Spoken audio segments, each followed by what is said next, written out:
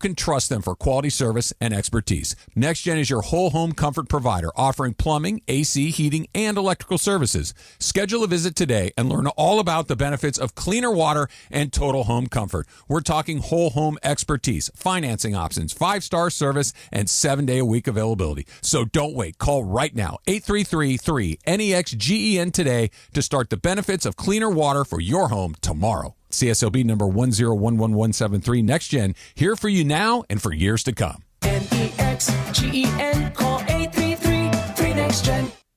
Hey guys, it's Sedano. Flashy discounts, gimmicky sales? Don't fall for it. At Hernandez Wholesale Flooring, we give you honest, wholesale pricing all year long. No bogus markups, no tricks, just the best floors at the best prices. Call 866-62-FLOOR. No sale beats wholesale. Hernandez Wholesale Flooring, check them out at hernandezwholesaleflooring.net or call them at 866-62-FLOOR. For the best prices on hardwood, carpet, and more, call 866-62-FLOOR. Hey, John Ireland here for Thrive Cybersecurity. We all know in sports that defense wins games and turnovers kill you. That's also true in business. The truth is, 1/3 of businesses will unwittingly turn over their sensitive company data to thieves this year. Don't let that happen to you. Remember this website, thrivenextgen.com/ESPN. Thrive starts with a comprehensive cyber risk assessment. Their security analysts identify gaps and deliver proactive solutions to help keep your network healthy and protected. It's not a matter of if, it's when. Get ready. Visit thrivenextgen.com/ESPN. That's thrivenextgen.com/ESPN. Play defense, use Thrive, and protect your business.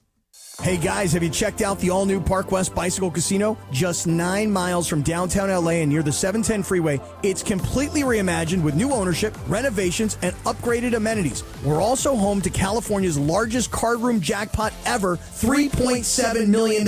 New players score $30 in match play when they say, Cappy sent me. Park West Bicycle Casino, come see what everyone's talking about. Please gamble responsibly. Problemgambling.ca.gov. 1-800-GAMBLER. GGR 0012991. GAR 00122. PSI is license number 1358. Hello, I'm Richard Navarro, General Manager at Fleming Steakhouse and Wine Bar in downtown Los Angeles, where unforgettable dining meets the heart of the city. Whether it's prime steaks, fresh seafood, or your handcrafted cocktail, we're here to make your next experience out exceptional. Call us today at 213-745-9911 to reserve your next table. We're open for lunch and dinner. Fleming's, where great steaks, good times. Call at 213-745-9911. Hi, it's LeBron. The Lakers play here. 710 ESPN. KSPN, Los Angeles. A good karma brands radio station. Here we go. Travis Rogers, DeMarco Farr. The far side. You ready for the far side?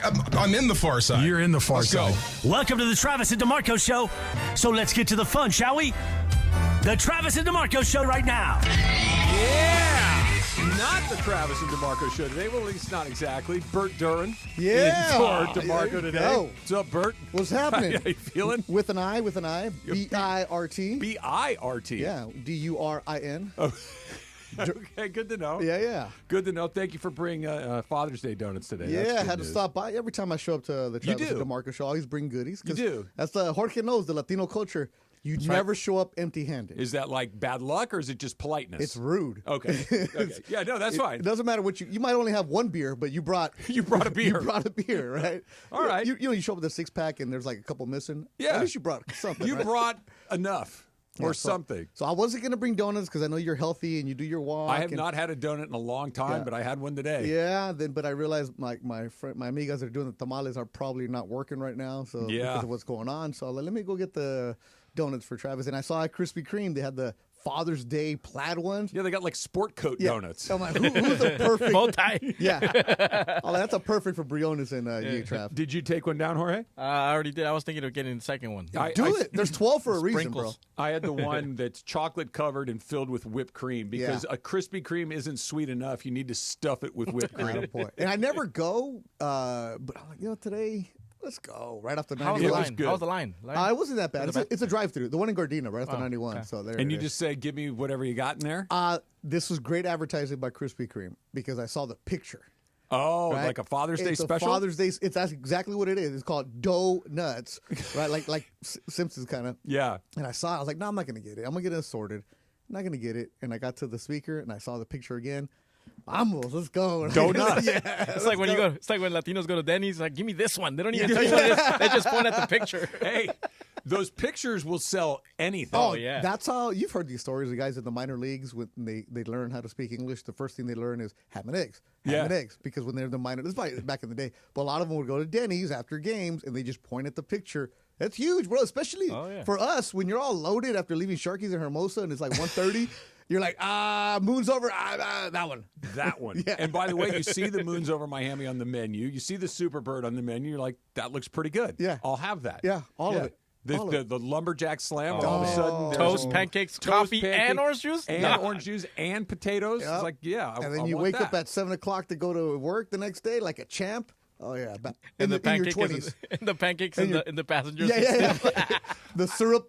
I don't know how you guys get that to go.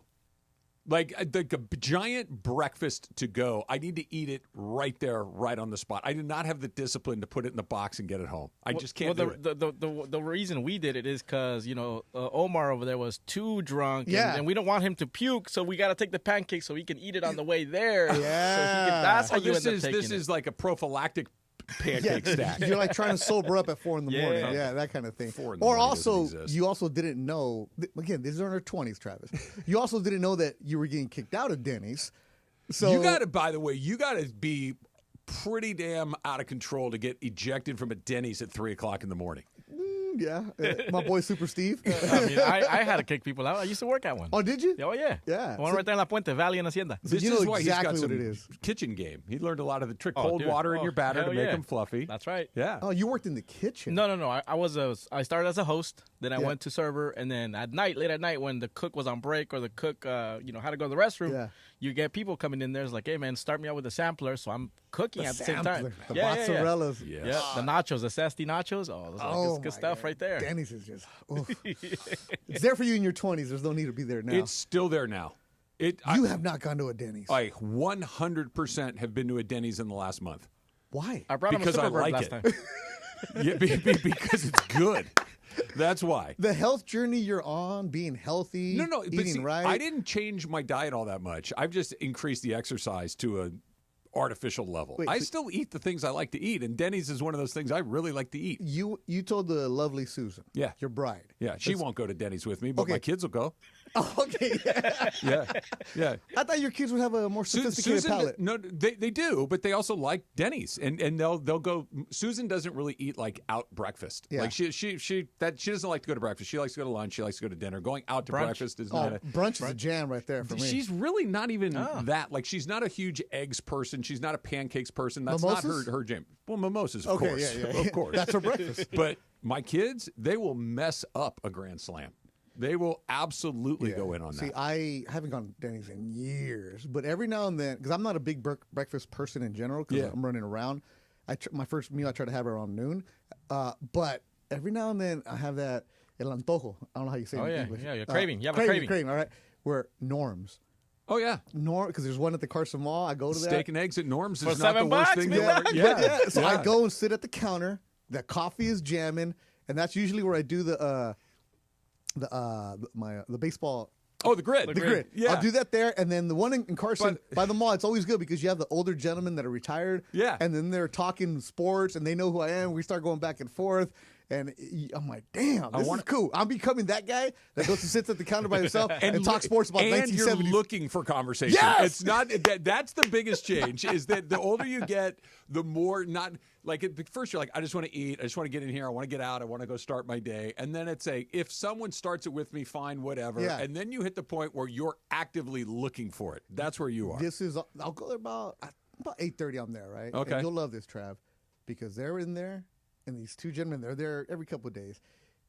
Newspaper on the counter. Oh, yeah. They folded a very specific way. Specific way. Yeah. I wish I knew their names, but they know that they listen. But they'll have the LA Times, Yeah. and then they'll have the Daily Breeze. Oh, yeah. Because they want to get the local angle too. Get a little high school sports in the Yeah, Daily Breeze, of course. exactly, Yeah, yeah, this is yeah. why you get the Orange County Register. Yep. It's not because you need an update on the No. Angels. You need an update need on Steve modern Fryer. day and Dana Hills. Let's go, Steve Fryer. Yeah, My dude Steve right Fryer's there. been doing it Love him. forever. Love Absolutely.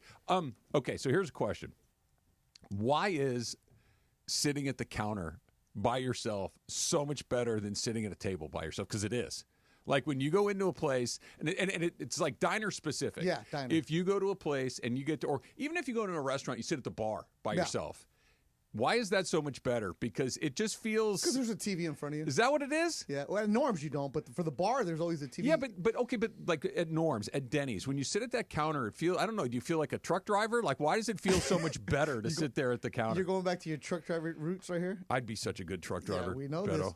I See, would kill it as a You'd be truck walking driver. into that counter, sit there, and be like, "Hey, Pacers last night. Whoa, man, did you guys watch?" I probably would. You're like Halliburton. Plus, when you go ahead, go ahead. I would start with, "Hey, you guys do the grid," and then we'd go to the Pacers. When you sit at the counter, this is what people would tell me. It's like, I feel like service is faster. That's the for reason me I do here. it. That's the reason I do it. Like they get to you faster because it's only one person. You're not attending a whole table party of three And or they're four. looking right at you, so the coffee's always full. I remember like going with my dad because my dad liked to go out to breakfast, and once in a while we would sit at the counter, and it felt like you were like doing something really special. So I used to go with my dad to Santa Anita, and every now and then we'd go in the morning for the workouts. The workouts. Yeah, right? yeah. I think it was a Clocker's Corner. They would call it whatever. Yeah, yeah. So there was a diner by Santa Anita Golf Course back. You know, in that area.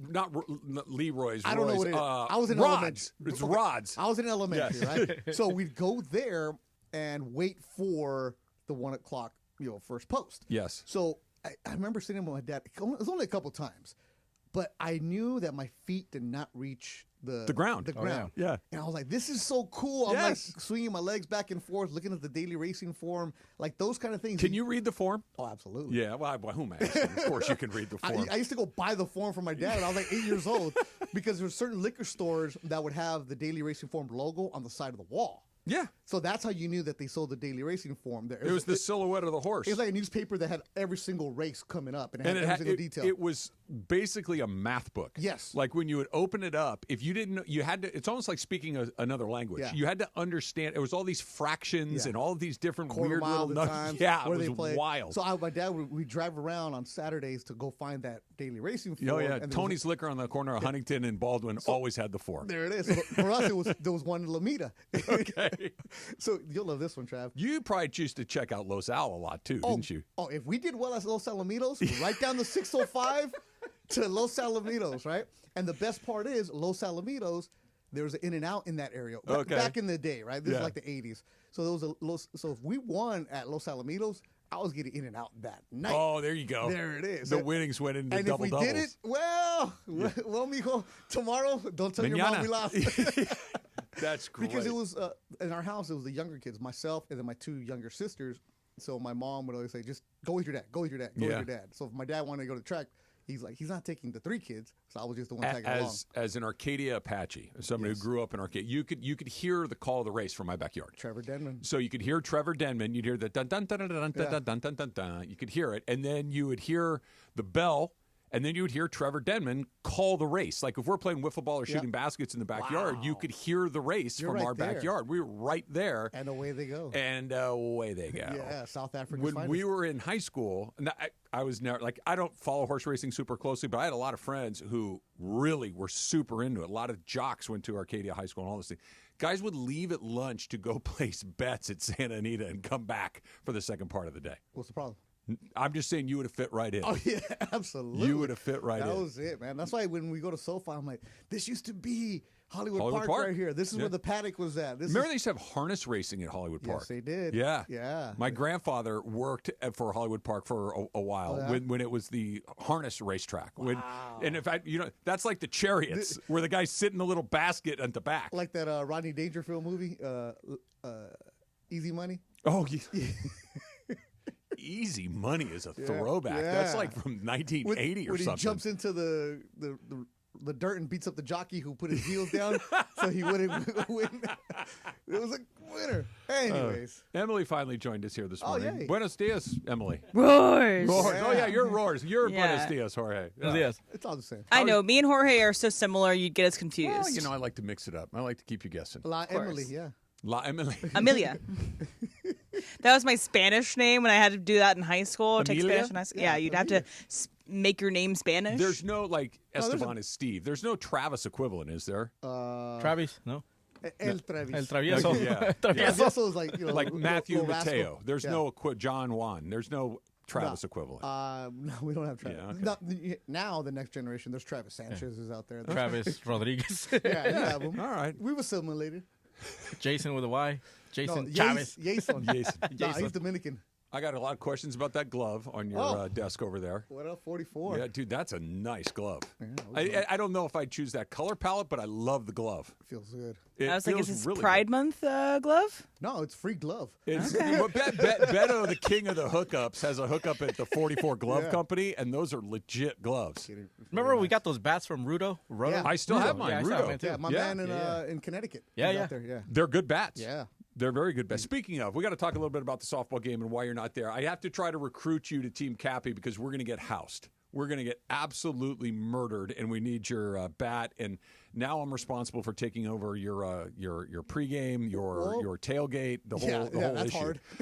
Well, I got the skills. Yeah. I have the correct skill set 8 to coolers do that. over here. I'm good on the coolers. So we got to talk about all of this. Also, if you want to play in the second annual listener game, visit ESPNLA.com right now for your chance to secure a roster spot. Don't miss a chance to play for either Team Trav or Team DeMarco. Visit ESPNLA.com today. Thanks, of course, to the law offices of Joseph S. Normand. We'll get to all of it. It's coming up. It's Trav and Beto on 710 ESPN. For ESPN LA contest rules, go to ESPNLA.com and click the contest button. When pain keeps you from doing what you love, Hoag Orthopedic Institute gets you back to you. We are ranked number 18 in the nation and number 1 in Orange County for orthopedic and spine care by U.S. News & World Report. From the surf to the green, our world-class doctors are there, which is why more Californians choose Hoag Orthopedic Institute for orthopedic and spine care more than any other hospital. At Hoag Orthopedic Institute, there is no one better at getting you back to you. Proudly founded by premier physicians in partnership with Hoag. Learn more at HoagOrthopedicInstitute.com. Big on protein, rich on flavor. The new $10 Islands Restaurant's protein bowls are here for a limited time. Packed with over 40 grams of protein and stacked with fresh ingredients for the flavors you love. Just in a bowl. Find your protein paradise at islandsrestaurants.com. Individuals and businesses with tax problems, listen carefully. Do you feel like you're losing control of your finances? If you owe over $10,000 in back taxes or have unfiled tax returns, we can help you take back control. The IRS is the largest and most aggressive collection agency in the world, and they can seize your bank accounts, garnish your paycheck, close your business, and file criminal charges. Take control of your tax problem now by calling the experts at U.S. Tax Shield and take advantage of the Fresh Start program and new laws that may allow us to negotiate a settlement for the lowest amount possible. Our team of tax attorneys and enrolled agents can stop collections and get you protected so you can take control of your financial future. U.S. Tax Shield offers a price protection guaranteed quote to get you protected today. U.S. Tax Shield is A+ rated with the Better Business Bureau, so call now. 800-687-5192. That's 800-687-5192. U.S. Tax Shield. 800-687-5192. And yes, welcome to the Travis and DeMarco Show. Now mornings, 9 a.m. to noon on 710 ESPN, your destination for LA sports. Let's get back to the fellas. The Travis and DeMarco Show continues right now. All right, before we talk about the 7-10 softball game coming up in about a month from now, quick update from the U.S. Open at Oakmont. JJ, this was, everybody was supposed to shoot 85 today. Yeah. This was, the long grass. It's too long. Nobody's going to be able to break par. Well, not a lot of guys are, but at least a handful. JJ Spawn 4 under, Siwoo Kim at 2, Thomas Detry at 2, and then a handful of guys, Scott Griffin, Woodland, Lanto, and Ben Griffin, both at 1 under, and then somebody named Tristan Lawrence at 1, Jordan Smith at even, but it's playing pretty hard, Beto. Not a ton of scores under par. No, you're not going to get much there at Oakmont. And Cabby yesterday said that he played Oakmont last year, Cappy did? Yeah. Well, Pittsburgh. Pittsburgh. He's got a connection there. Right. So he said that he went to Callaway, got all brand new clubs, shows up in Pittsburgh, takes the wrapping off the clubs, hadn't played in years. He said he shot at 88. I'm like, you got to be kidding me. There's no way you've done that. He's like, I was on fire. Like, which tees did you play from? He's like, oh, the Whites. 88 from the Whites at that place is still pretty darn good. And then I said, how many pickups? He's like, well. Okay, then it's not. Yeah, 88. exactly. Yeah. No. Trying to flex on this. No, the greens are like tabletops. They're incredibly fast. They're going to roll. These pros are barely breathing on putts from 2 feet away. It's going to be interesting this week. Siwoo dropped another shot. Yeah, this it might get to about even par. We'll see. JJ Spawn's got the lead at 4 under through 15 holes at this point. Is that 16? I can't read he's that. 16 from here. now. 16. Yeah. Okay. Brianna, you like this? So that golf course, there's no water. Or trees, really. Or trees. It's called, trying to make it links golf, which means like, whatever. Why would Jorge like that? Because I'm looking right at him. Oh, okay. I like how it's like, oh yeah, Jorge's a big anti-water guy. No, he is. No, because we don't Jorge, swim. Jorge likes to likes to know those little quirk things that he can drop on somebody. Like, you ready for one? It can't be a links course unless it's next to the ocean. Correct. That is a technicality. That's where I stopped myself. Yes. I'm like, Yes. whatever. It's not just water. It has to be the ocean, and then it can be a. So there's no trees there for you, bro. Course. No Oh, trees. that sucks. Can't put a camera out there? There's plenty of cameras. Plenty of cameras. Just sure. random things throughout the show. I think you just get, and this is for you, Briones. Like, here's this random thing that you should know about. Have you had a donut yet, Emily?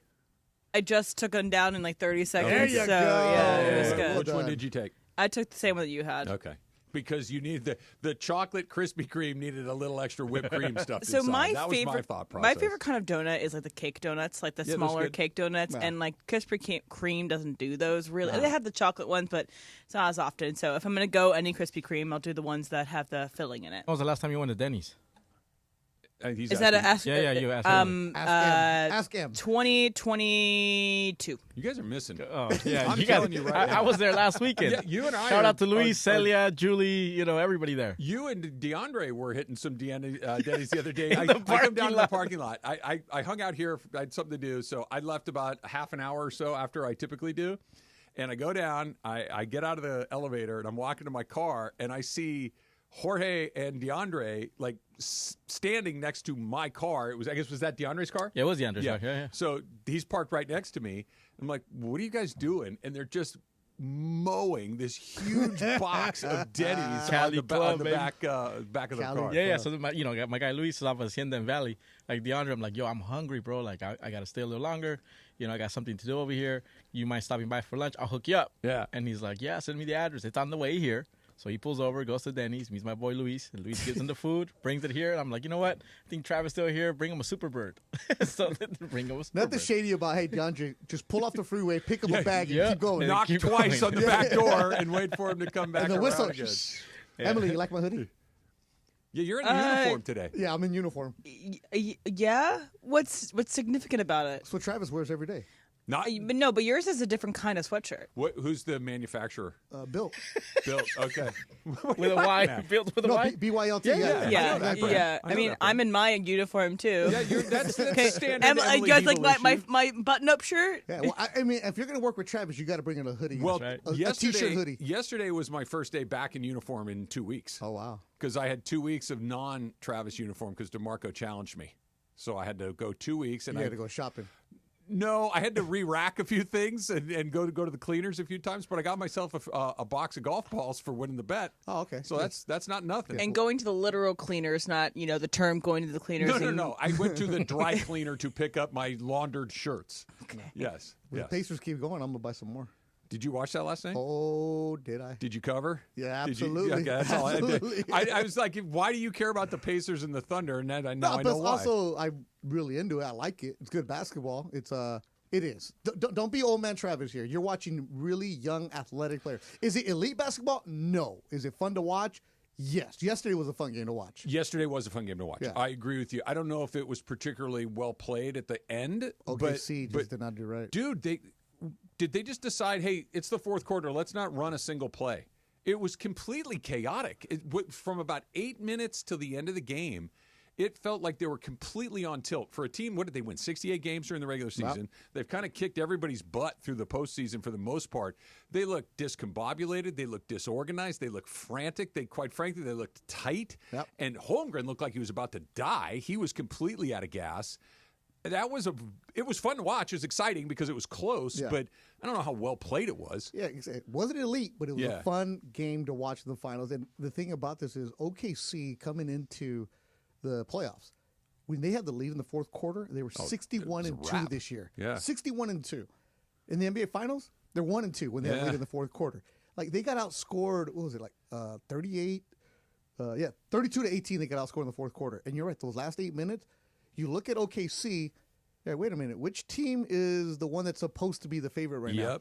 They were playing like they were the team they were chasing. And Indiana all year long have come back from deficits, have stayed calm. That was the demeanor kind of game right there, where you just stayed calm and relaxed. It never looked like OKC was going to take that lead. And if they did, they were going to give it right back, which were they doing. Yeah. I want to go back. I forget when it was. It was not late in the season, but certainly after the first of the year when the Lakers went to play in Indiana. Yeah. And it was the game where they won. LeBron tipped it in at the last minute, and they win the game. But the last 4 minutes of that game were completely frantic and busted and running around. And you watch them play against the Knicks. You watch them play against the Cavs. You watch them play in all these series. That's just kind of what they do is they make whoever they're playing against play the way that they want to play. And I get it's not sexy. I've been complaining about it for a while now. But it's just that's how they do it. They make you uncomfortable. They make you do stuff that you don't typically do. And that's usually what OKC's doing with their defense that's smothering. You have Lou Dort who's all over your face. Yeah. You have guys that are OKC, you saw it the other night. They're so loaded on the bench. They have starters on the bench. And Indiana's bench outplayed them last night. Easy. Yeah. I mean, Benedict Mathurin. Dude, how about that? Out of Arizona. Yeah. Grew up in Montreal and was just knocking down all Canadian shots. Series. A. Yeah. Yeah, SGA and Mathurin. But wait a minute. How is Indiana this good? Because we're not paying attention to Indiana during the regular season. What was it in the Eastern Conference? It's the Cavs and the Celtics. Forget it. Nothing else. The Knicks, let's get the Knicks here. But it's not the big market team. And I'm not even going to get into like nobody wants to watch because it's a big market. Not that. The ratings only matter to executives and John Ireland, right? That's who really talks about ratings. Nobody has ever told me. My man at Norm's, they're not talking about, man, I wonder how the ratings are today. They're worried about the game and what it looks like. And Halliburton continues to evolve. He continues to get better. And he has that, I kept all the receipts from you guys, all these overrated chats, like what his marketing. It's good to see, man. The young kids are coming through. They've been good. I don't care about the ratings necessarily. That's like you said. It doesn't affect my bottom line, so I don't care. What I do care about is being entertained by these things. And I've been more entertained than I expected to be. We talked about this with Ramona yesterday. I don't dislike anybody in this series, which is if I don't love somebody, like if I have somebody, I want the Dodgers to win the World Series. Yes. I'm pulling for the Dodgers, so whoever they're playing, I'm invested in. I don't care if OKC wins these games. I don't care if Indiana wins these. And I don't care if I don't have an emotional investment to it, so it better get weird like it did last night, and then it gets exciting. But the second it was done, I'm like, yeah, okay. Yeah. Like there's no residual emotional component to it. You don't have a connection to it. And there's no heel. There's no like Draymond that you want to go against. The opposite. Like how do you not like Halliburton? How do you like SGA? You know what I heard somebody compare SGA to today? Mike Trout. Yeah. We said that yesterday. Like really, really good, but like, okay. Yeah. Like he's awesome, but okay. What? Yeah, great. He's awesome. SGA's not going to give you any bulletin board material. No. He's very polished. The way he speaks with the media, he has his cliches. He knows what to say. Again, another nice Canadian, Toronto, and he is locked into what he's doing. That's why he's perfect in OKC, because he doesn't need that big market to be that star. No. He can get himself a statue there if he wants. He is a guy who, let me go do the work, let me get better every single time, and he's thriving in that kind of environment. It's funny. There's a distinction to be made between being a superstar and being a great player. Correct. And a superstar, I think one of the elements of being a superstar is you need to be a famous person, not a great athlete. You have to be a great athlete, but it's not just, he's got an incredible crossover, he's a good defender, he finishes at the rim. That's being a great basketball player. LeBron James, Steph Curry are famous people. Yes. They are people that don't even watch basketball go, oh, that's Steph Curry. Oh, that's LeBron James. SGA is a terrific basketball player, but he's not even close to a famous person. Like he could walk through most places and no one would even look twice. And Halliburton, you look at him and you're like, oh, he's tall. Yeah. Is that him or not? That's why. Yeah, is that guy from the thing that I saw the one night that I was flipping channels? That's how you would look at him. Like, I'm not trying to bash our network, but that's why I hate those debate shows when they get into these kind of topics. Like, talk about the game, talk about the player, but you're getting into, is he a superstar? Who cares? He put on a great show last night. Like, let's focus on how great of a basketball player he is. I get what you're saying. There are superstars because they're super famous. Like, Steph Curry walks by, Luka, LeBron. Those guys are there. But the ones we're watching in the NBA Finals, maybe that's why we're indifferent to it. Yeah, I think that's exactly why. You don't have a connection to it. I was yelling at Funches yesterday when we were at Islands. I'm like, you're just becoming that old man now. It's an emotional thing. It's not a basketball thing. Like, and part of it is, if you had, I'm trying to think of the equivalent of OKC, Indiana in the World Series. If you had Minnesota against Milwaukee. Yeah, perfect example. And they're playing great baseball. And hey, Brian Buxton's really fun to watch. It's like, okay, yeah, whatever. I don't know who that is. I like it because I love good baseball. Wow. I would like it, but there's not a lot of pop in those things, and there's no emotional connection to it. That's what's missing for me. Not great players, because these guys are great players, but there's no emotional, like, when I watch the Padres, want to watch them lose. Yeah. Even if they're playing someone else, I have feelings about them a certain way, that I want it to go badly for them for reasons. Nobody's ever said, about that. Man, the Pacers. No. So it's like Detlef Schrempf. Cool. Rich Smits. Let's go. I like that their two most famous guys in your mind are Detlef Schrempf and Rick Smits, and not Reggie Miller. I mean, weird. That's an easy go-to right there. That in basketball reference, that'd be too many points right there. By the way, I've tried that. Doesn't work. I don't like it. Like in Parks and Rec, Detlef Schrempf is a star. It's so good when he's just shooting baskets in the background. No problem. It's terrific.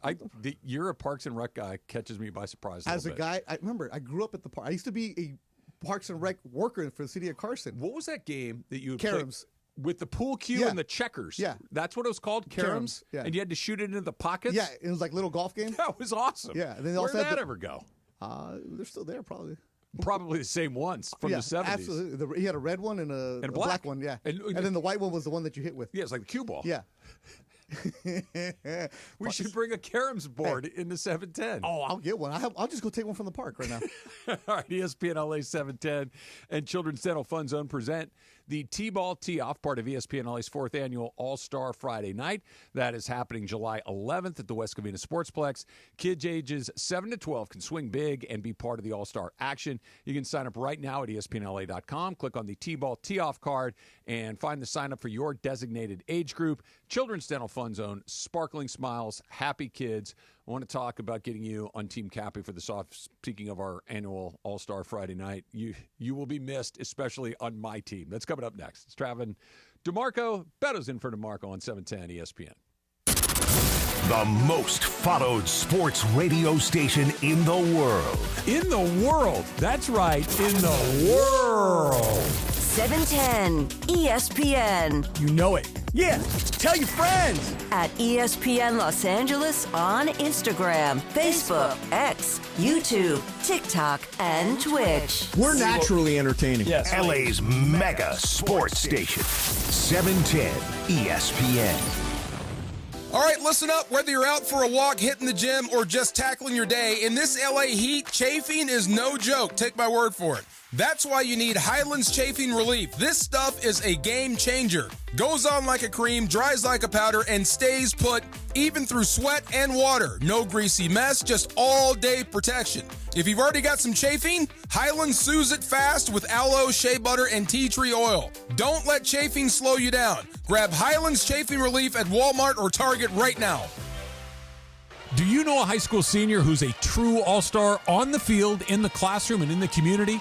ESPN LA, along with Rotolo Chevrolet and Capozio Buick GMC, is proud to present the All-Star Student Program. We're honoring 5 incredible seniors with a $500 scholarship and an exclusive VIP experience at ESPN LA's All-Star Friday Night. Nominate your standout student today at ESPNLA.com. Brought to you by Rotolo Chevrolet, the #1 Chevy dealer in the West region, 13 years in a row in California once again. Accident, Or injury, call Jacob and Ronnie. Call Jacob. Hey guys, what's up? It's George Sedano. Waiting is never fun. Usually nothing good happens when you wait. My friend Jacob in the law offices of Jacob and Ronnie want to make sure you don't wait after an accident. Immediately after an accident, before talking to the insurance company, call Jacob, man. Jacob and his team will do all the work, make all the phone calls, handle the paperwork, set up the doctor's appointments, whatever the case may be. And when you speak to the insurance company first, it's a big mistake. Because you know why? They may later use your words against you. However, Jacob and his team, they'll guide you through the process, get you the compensation you deserve, and you don't have to pay Jacob unless he wins. Nothing out of pocket. Free. Gratis. So if you're injured in an accident, the first name, the first thought, the first call should be Jacob. Jacob, Jacob, Jacob. The consultation is free. That's right. Free. I told you. Gratis. Don't wait. Call Jacob 24 hours a day at 844-24-JACOB. That's 844-24-JACOB. Call him 844-24-JACOB or visit him online at calljacob.com. Call Jacob.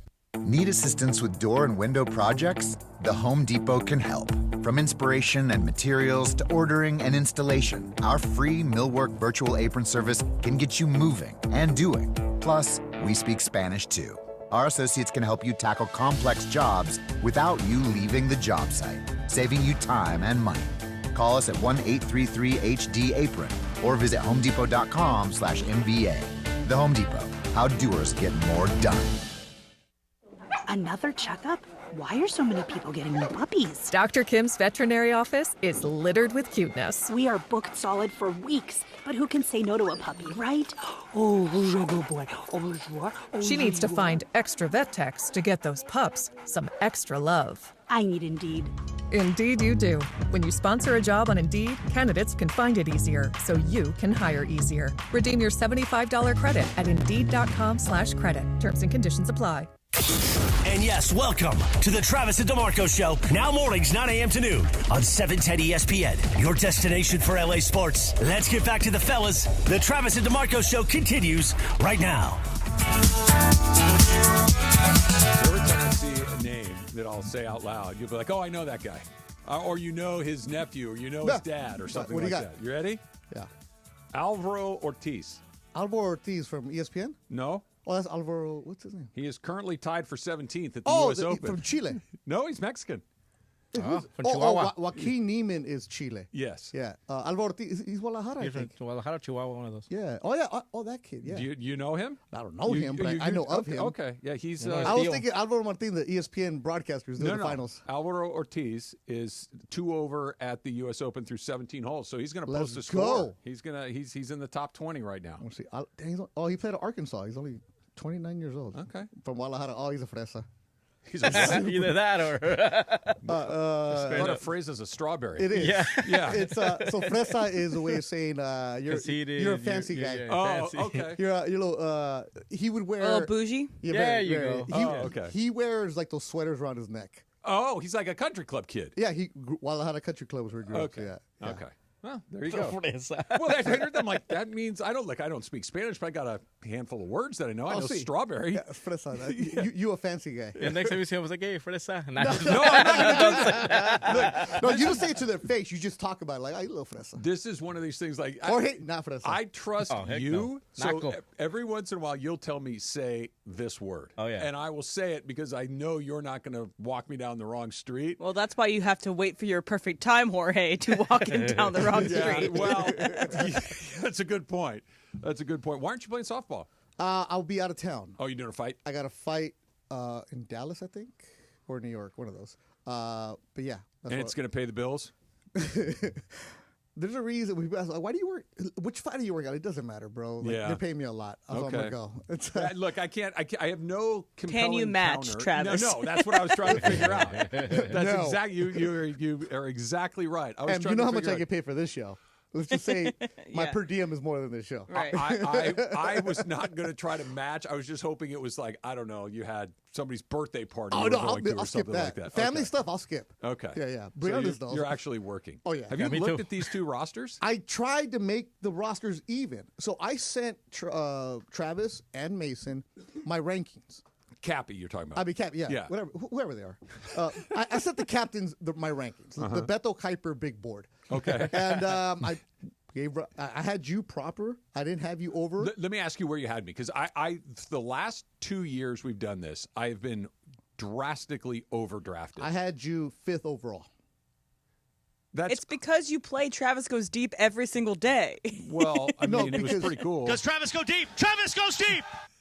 So I had, because it's softball. Okay, so let me guess who the top. You said I'm 5 or 6? Yeah, 5. It's okay. a 200-foot fence. It's Kirk. Kirk won. It's Here's want me my reports too? Yeah, give me Kirk. Masher. Yes. All right. Brian Cohen. 2nd. Power and flashes the glove. Okay. Mario Ruiz. Sober and fast. Yeah. Can also mash. Those are exact. Well, he's not a masher. He's more like a line drive kind of hitter for you. 4th. DeMarco, because he just hits bombs. He's going to take it serious. So he will take it serious. Yeah. We talked to him about this yesterday, because I thought he hit bombs too. He said he does not, because he doesn't 200-foot fence. But he doesn't turn. He just kind of swings his arms. He doesn't turn into it. Those big guns. I know he's a big guy, but he himself has said he's not. That he's good at defense. He can throw. He's going to do what he needs to do. He is going to care. Yeah. He is going to try, but he doesn't hit a ton. Remember, last couple of times he's played, he was the Rams guy, the fill-in host. Yeah. Now that he has Travis and DeMarco, he's got to show out. He's got to really put on the effort. And you have me after that. No, then I had Travis. Yeah. What's the scouting report on me? DH, pitch, and can play while drinking. Okay. Yep. My effort level was not a part of your that's scouting. not even there. No, to the negative. You know, sometimes they'll be like, he's got plus power, plus arm, but minus speed. I thought I might be minus. The lack of effort might have moved you up. Yes, good. Yeah, I'm glad you understand my methodology. And then after that, Ramona, because she plays defense, singles hitter, gets on base. BK, solid fundamentals. You're thinking Mark Loretta. Oh, hey, there we go. DeAndre, raw power, and he's been working. He's in the lab. Yeah. Yep. And then after that was... I'll believe it when I see it. He can run. No, and he's strong. If he okay, hits the sure. Ball, if he hits the ball in the barrel, it's going to go. Last year, DeAndre, that was the first time he ever played. Yeah, I took him to the batting cages once. He had never played. He learned how to catch, learn how to hit. So now I'm going to work with him for a month. Can you take Kasim to the cage and do the same thing? I told him yesterday at Islands, Kasim finally admitted he had never played. What we were talking about this yesterday. We came to the conclusion. I don't think Kasim has ever had a glove on his hand. No. That's problematic. When he was 5, he said. Yeah, he was 5. And, Briones was at Islands yesterday. I was like, have you ever played? He's like, you'll find out the game. I was like, no, we need to know now. And he's like, I'll tell Cappy. I'm like, look, guys, stop being defensive. Have you ever played? He's like, I was 5. I was like, oh, boy. He's young, but that's still like 15 years. No, I don't even think PE, maybe. So everybody else was other receiving votes. If you're just young and athletic, if we were playing like basketball, you can probably find a way to contribute. Yes. If we were running like a track meet, you would be the first pick. But baseball, pickleball, you can figure that out. Baseball is a specific thing that or softball, to catch and throw, somebody needs to show you how to do that. I mean, we all saw the Sandlot, right? To swing a bat, somebody needs to show you how to do that. Yes. Are we talking Scotty Smalls here? I hope not, but I wouldn't be surprised. Just put your glove out there. When is the fight on Friday? It's that Friday. I'm not showing up, Trav.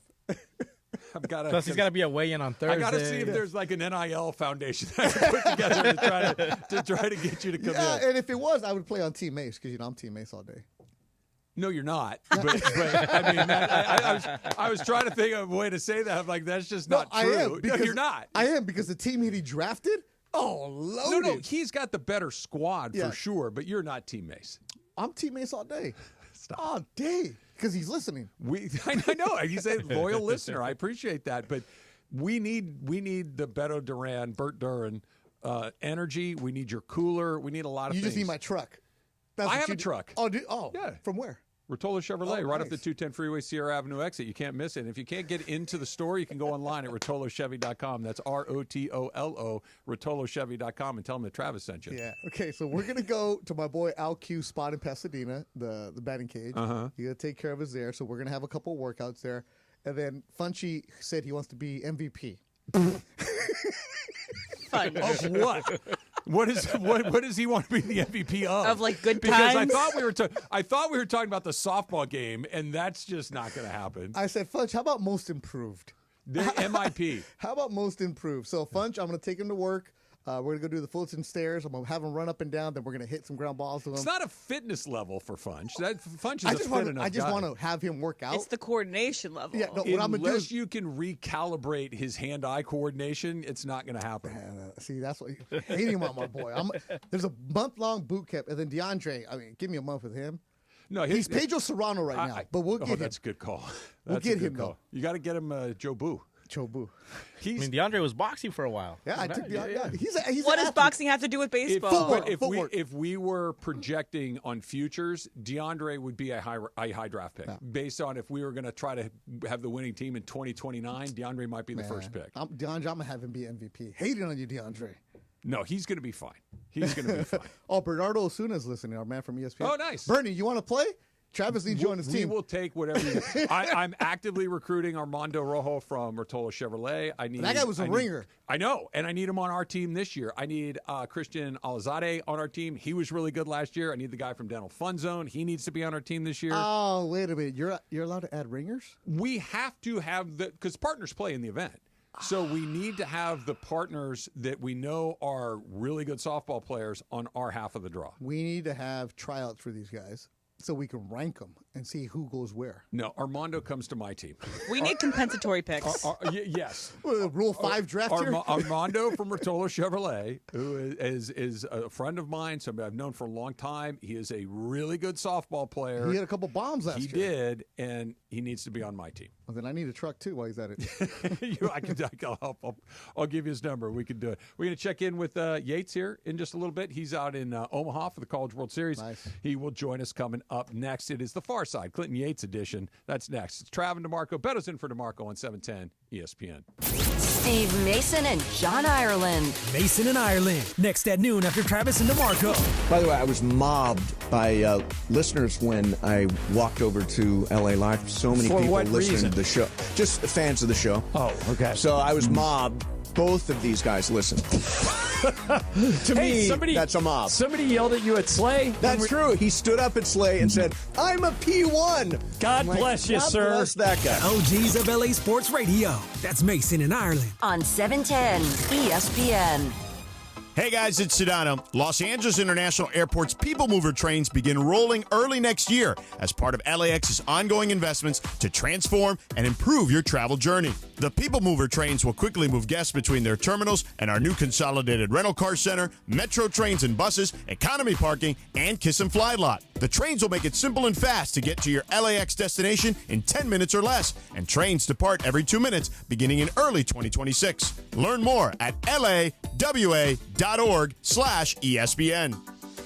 Don't navigate the legal system alone. Hey, it's Travis. At the personal injury law offices of Joseph S. Normand, they will fight tirelessly to get you the max compensation you deserve. Joe and his team understand the emotional and financial toll that an injury can take on you and your life. Call 213-747-2000 or visit normandlegal.com. The law offices of Joseph S. Normand have helped thousands of people like you recover millions of dollars in settlements and verdicts. Visit normandlegal.com or call 213-747-2000. Your recovery is their priority.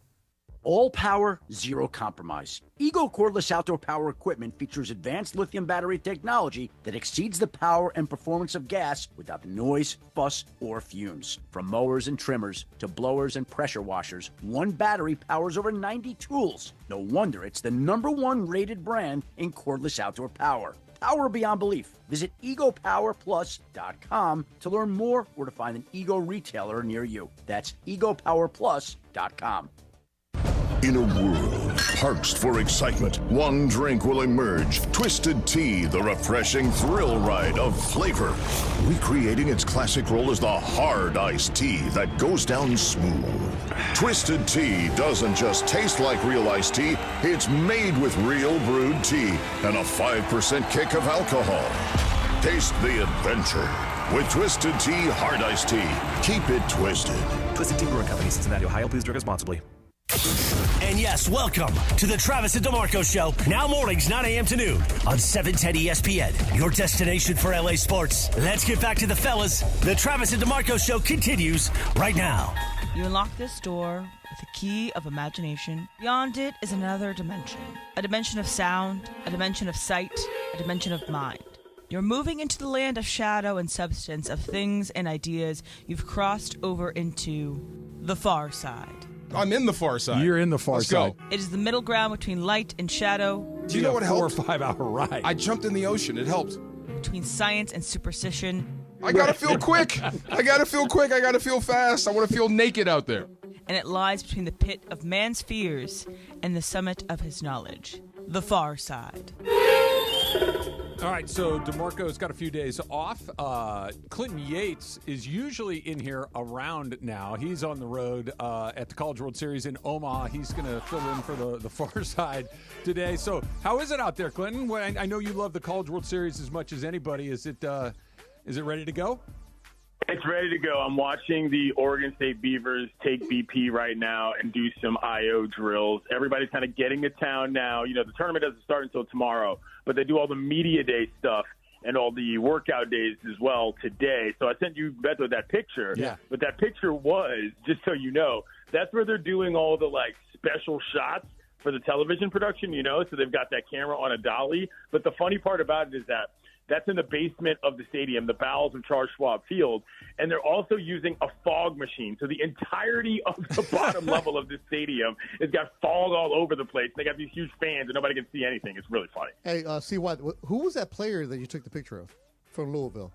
That player was Zion Rose, who is one of the 3 brothers out of Chicago that Louisville has. They've got sort of a Chicago connection with their recruiting program, which is what I'm actually writing a story about. He's a really good player. They got another kid named Eddie King Jr., who's arguably the hottest player in college baseball right now. They advanced past Miami, the Hurricanes, traditional powerhouse, and they're super regional to get here in a thrilling series. So Louisville's back for the first time in a long time. UCLA is back for the first time since they won this bad boy many years back. So there's quite the field this year, for sure. Right, see what? I need you to go find for Louisville a guy named Kamau Neighbors. Yeah. Okay, he's from Carson. Yeah. So, he's from Carson? He didn't just go to Northridge? No, he's from Carson. So go find him. And the reason is he's a guy who was affected by COVID. So he missed 2 years. So he's one of the older players on that roster. But, yeah, he was at CSUN. Now he's at Louisville. But, yeah, go check him out. He was a JUCO guy. So Long Beach City College, man. Local guy. Wow. I absolutely will. He's a good kid. He's one of the captains on the team, and he plays second base. And he is a guy that he's actually he's a guy of strong faith. You know what I mean? Which is understandable considering the path that you mentioned that he's taken. So he's one of the guys on this Louisville team that I think is going to take them a long way in terms of their experience. Never mind their coach, Coach Mack, who played here when he played at the Citadel, Travis, in 1990. With a Pat Conroy little action there. Like you Beto, you mentioned, what's the kid's name that went to Northridge again? Kamau Neighbors. Kamau. There are a bunch of Big West kids that are in this tournament. There's a bunch of Big West kids that migrate to the SEC, the Big Ten, these places. And it's funny because Big West schools, and I ask this as a member of a Big West school, as an alum of a Big West school, Big West teams get to the World Series, I don't want to say regularly, but it's not unusual for a Big West team to get there. That Santa Barbara, Irvine, Fullerton, Long Beach, it happens. Ballers. They're really good players. But it does feel like because college sports have been so weird over the last several years with NIL and everything, that what used to be the JUCO path, where you would go to a JUCO and then you'd go to the Pac-12, you'd go to the SEC, or even go to the Big West. Now places in mid-majors like the Big West are like the JUCO path from 5 or 10 years ago, where you can hit really well in the Big West, or you can pitch in the come down to the SEC, we'll take you now. Yeah, you're exactly right. And that's spread across a couple of different conferences as well, which is why it's so fascinating that a team like Murray State, the Racers, have made it out of nowhere. They're going to probably be the darlings of Omaha because it's their first time here. I'm really excited to see how they handle this stage. Because you're right, Travis, kid to kid, it's one thing. But program to program is another. And when you've got kind of 3 levels of it here, Coastal Carolina's coach keeps insisting that they're not a Cinderella story because they've been here before and they've won it. I was going to say, you can't be a Cinderella if you're a former champion. Coastal is outside of this. Yeah. So, there's all sorts of different teams that are here. Arkansas is a good team as well. LSU's here, So there's every different level of baseball here, even within the college baseball circles. And I think UCLA's got as much of a shot as anybody. There's no clear favorite here right now, if you ask me. All right, I'm going to drop some local knowledge for you to see why I know you love that right here, especially getting Omaha. Luke Mistone for Murray State, who had a bomb to get him there the other day. Yeah. Cal State Fullerton last year. There you go. There's another one. He's from Upland, so there you go. Okay, nice. And then UCLA, how about this one? Roman Martin, the shortstop, he went to Servite. Yeah. His dad grew up with Oscar De La Hoya at Garfield High. Oh, really? Yeah. Oh, wow. So Okay. I got you, All right. CY. So bringing the local knowledge, I appreciate that. One of the things I always like to talk about in Omaha, this is totally aside from nothing. Fun fact, Omaha's got one of the top 5 zoos in America. I'm not even joking. Zoological Park. So I'm going to, on the off day here, I'm probably going to find myself out looking at elephants and zebras at the zoo. Do me a favor, and I'm not telling you how to spend your free time. You do what you'd like to do, Clinton. And occasionally you will send me a picture from a thing that you think I will enjoy. Do not send me zoo pictures. They bum me out to my core. Okay. Like Gotcha. deeply bum out every time I see a zoo. Okay. All right, guys. I got to get to this Louisville practice because they're getting ready to take I the want to field, know but real it is good to talk to quick you all. before you go. Well, Which team is going to lead the team in drinking in that bar behind home plate? Oh, that's going to be LSU, no doubt about it. Okay. Broncos, shouts to my man Pat. LSU's winning that battle 10 out of 10 times. They come here all the time. People own real estate from Baton Rouge because LSU is here in Omaha so often. They know how to get after it. Okay, for sure. Good. That's a good bet because All right, boys. you got it. See you, Yates. The year that the Gauchos went, we were only there for 3 games. Dominated. That's what you guys did. Dominated. Yeah.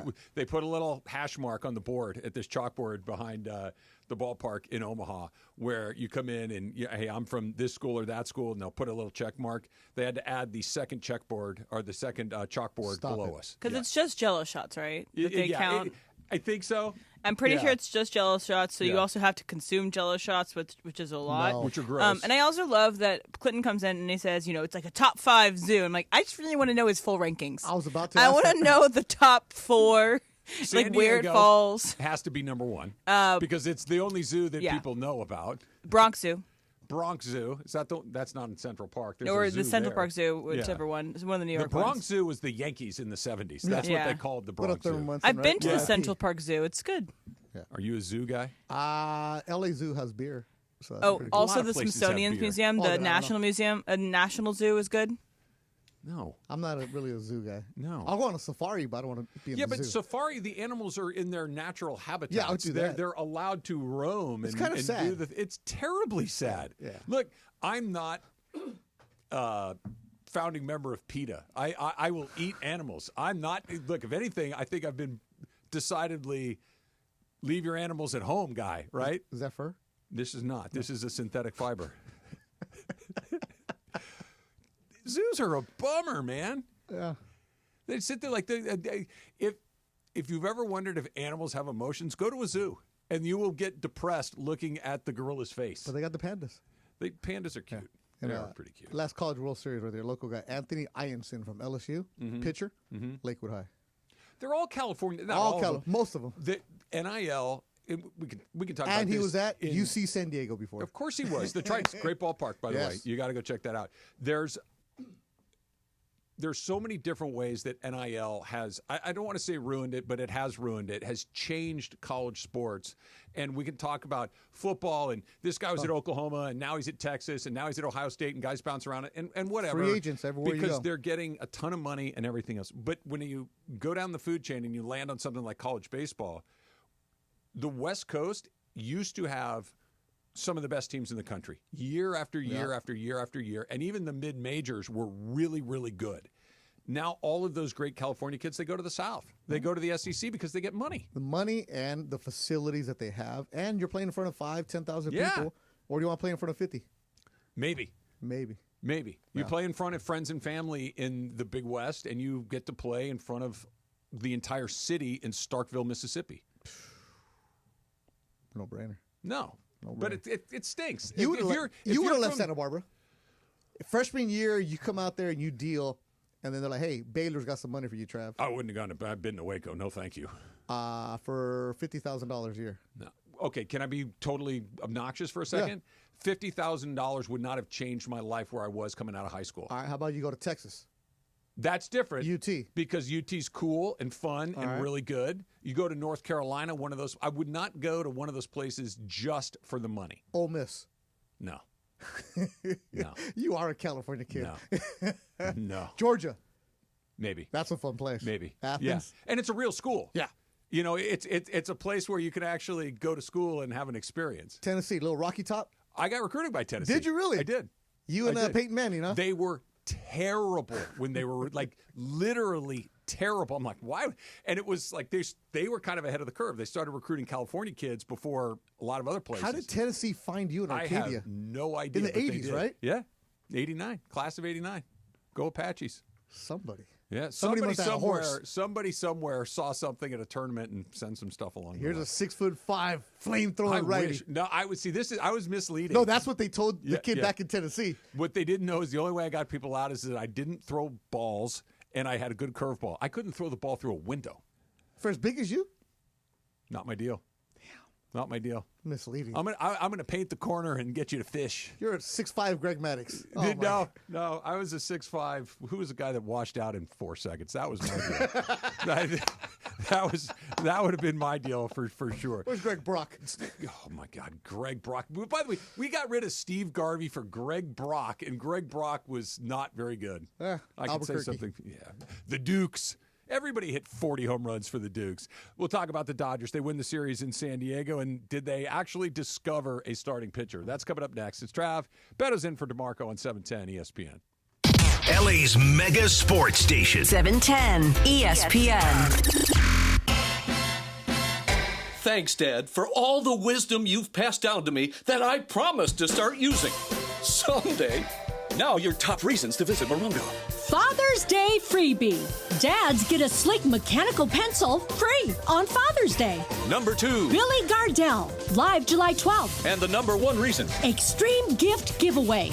Get an HD Eternal drone when you earn 500 points on your rewards card, the 17th. Morongo, good times.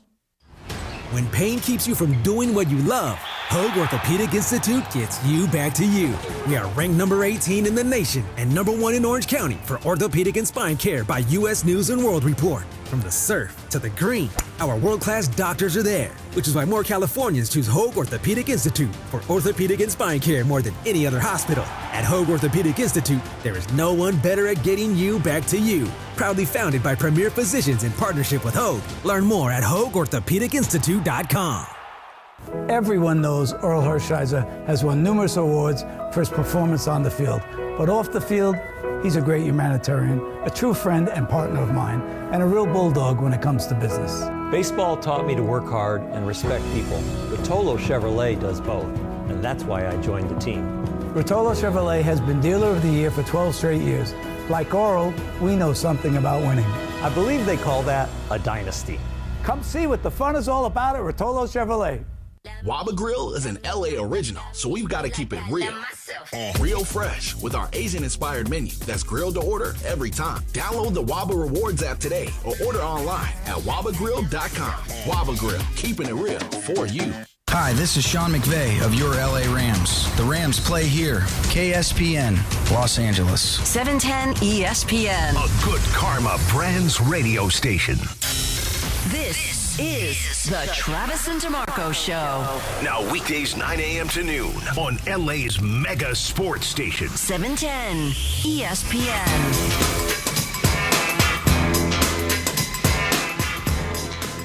Janet Jackson. Oh, okay. Oh, that's right. Why are you playing Janet Jackson? Just because. Just a fan of her work. Hey, Brianna, you like this? There's no water at this place. Oh, I was just going to tell you the same thing. Hey, George, you'll be interested in this. Yeah, Janet Jackson had a bunch of hits back in the 1990s. Whoa, wow. What was her batting average? She was hitting about 700. Yeah. You know, she was on fire. She had a run. Yeah. She did. That one album cover. Your first exposure to Janet Jackson was? Because mine is very specific. All right, here's a small world one. My old boss in the city of Carson, Glenn Salas, his brother played keyboard for Janet Jackson. Oh, okay. Yeah, Rex Salas. So that's when I first heard the name. She was Willis's love interest in Different Strokes. I did not know it was Michael Jackson's sister. I did not know she was one of the Jacksons. Wait, what you talking about, Willis? Yes. She was the girlfriend in Different Strokes to Todd Bridges. No way. Yes. She was like, what, 14, 15 maybe? Probably something like that. And I was 10 or 11, and I remember thinking, who's that? Uh-oh. Like, that, I like Travis. her. Yeah. That was I had no idea who she was other than, and then like, oh, that's Michael Jackson's sister. I'm like, wait, what? It is? think her name was like Charlene or Charmaine or Wait, you some, remember that? Oh yeah, no, I better when it comes to random TV. Yeah, Google Janet Jackson different strokes. Different strokes. Different strokes. Yeah. With Mr. Drummond. Yeah, Mr. Drummond and Mrs. Garrett, who had the spinoff Facts of Life. Charmaine, something like that. While you look it up, I'm going to do this. ESPN LA's Legends launch, presented by Legends Attic. It's all part of ESPN LA's 4th annual All-Star Friday Night, coming up in under a month, July 11th at the West Covina Sportsplex. Step up to the plate, take your shot in a high-energy challenge to hit as many balls as you can in 90 seconds. Bring your own bat and helmet, and bring that big swing. Spots are limited. Head to ESPNLA.com right now to reserve your spot. Step up, swing big, be legendary. Go. You are out of control. What is it? This was in 1980. Okay, I was 9. Charlene Dupre. Charlene. Yeah, I knew it was something like that. So she was a Janet character Jackson, right? from 80 to 84. Janet. 16 years old. Yeah. Charlene Dupre. Yep. Okay, you ready? What did you do yesterday? I don't know. I have no idea. 1980. There was no water This there. was important. First of all, there were 5 things on TV, so you saw everything. There wasn't like now, the only person I know who sees everything is sitting right over there. Emily sees it all. Everybody else, you might watch 1 or 2 or 3 things. Back then, there were 4 shows on TV. And color bars at the end of the night. And color bars or the white noise. The national anthem, and then color bars. Right. That was a radio station, right? And TV. Baja California. Well, I mean, Travis, you were there the first time they ever showed the first movie. The train coming to the scene, you had to run out of the way. I'm not kidding you. You and Steamboat Willie were hanging out. There would be Johnny Carson. There would be something after Johnny Carson, and then your TV would go, "Good night, everybody," and they would shut down the signal until the Today Show came back on. Yeah. Really? Bring it back. Yeah. Right? So the Dodgers were on Channel 5 back then? No, 11. They were on then. Channel 11. Channel 11, only on the road and only usually to the East Coast. Yeah, it was, road games, because I never saw a Dodger home game until maybe junior high. With one exception. We didn't have cable. Right. Monday Night Baseball with Al Michaels. That, and occasionally on Saturday afternoon during Game of the Week. Oh, with Joe Garagiola. With Scully and Garagiola. It would be from Dodger Stadium, and you'd get a home game. But that was like maybe 3 or 4 times a year. It was very rare. Yeah, so the Dodgers would, because we didn't have cable, but I heard something called, it was Sports Prime. There was a couple of different things. There was on TV back in the late 70s. On TV had home Laker and Dodger games, but that was like even pre-cable. It was something you hooked up in your house. No, I don't know. Then you had Prime Ticket and Fox Sports West. No, I'm talking about before that, though. Before Prime Ticket, there was something else. It was like Sports something. I don't know. Remember that. It was in the 80s. Yeah. One of the neighbors had it, so we were like, we'd go. I was like, wow, that's what a Dodger game looks like on TV. You had to go to Dodger Stadium to see it. And we would go we'd go sometimes. We would sit in the reserve section, but I never knew what it was until it was a Monday Night Baseball game. It was Al Michaels. And Jim Palmer and Howard Cosell. I don't know. I don't remember Cosell, but I remember Jim Palmer. And Keith Jackson used to call those games too. Really? It was Keith Jackson, I think it was Jim Palmer. And I think Palmer sounds right. And Cosell. I just remember Al Michaels for some reason because they played the Mets that one time I saw. Think about how random that is to have a regular season baseball game on a Monday night when there were only 3 channels, and one of the channels would have the Tigers, Indians on a Monday night. I just remember Saturdays would be Twib Notes. Oh, This Week in Baseball. Loved it. With Mel Allen. How about that? It was Twib Notes. You get all the news, and then they would have the game of the week on Saturday afternoon. It was on NBC. Yep. And occasionally you'd get the Cardinals, but it was either always the Yankees or the Dodgers. And then who's it? Jim Cott was in. Jim Cott was a big part of the broadcast team. Yeah. I don't know why I'm remembering these things. We were watching the same reason you remember Charlene from Different Strokes. I didn't remember Charlene. I did. I remember Tootie, but not Charlene. Yeah, Tootie too. Dodgers look good, man. Yeah, they decided to try yesterday. That helps. Well, they had a pitcher. Well, they might have found a pitcher, right? No. Kasparius pitches.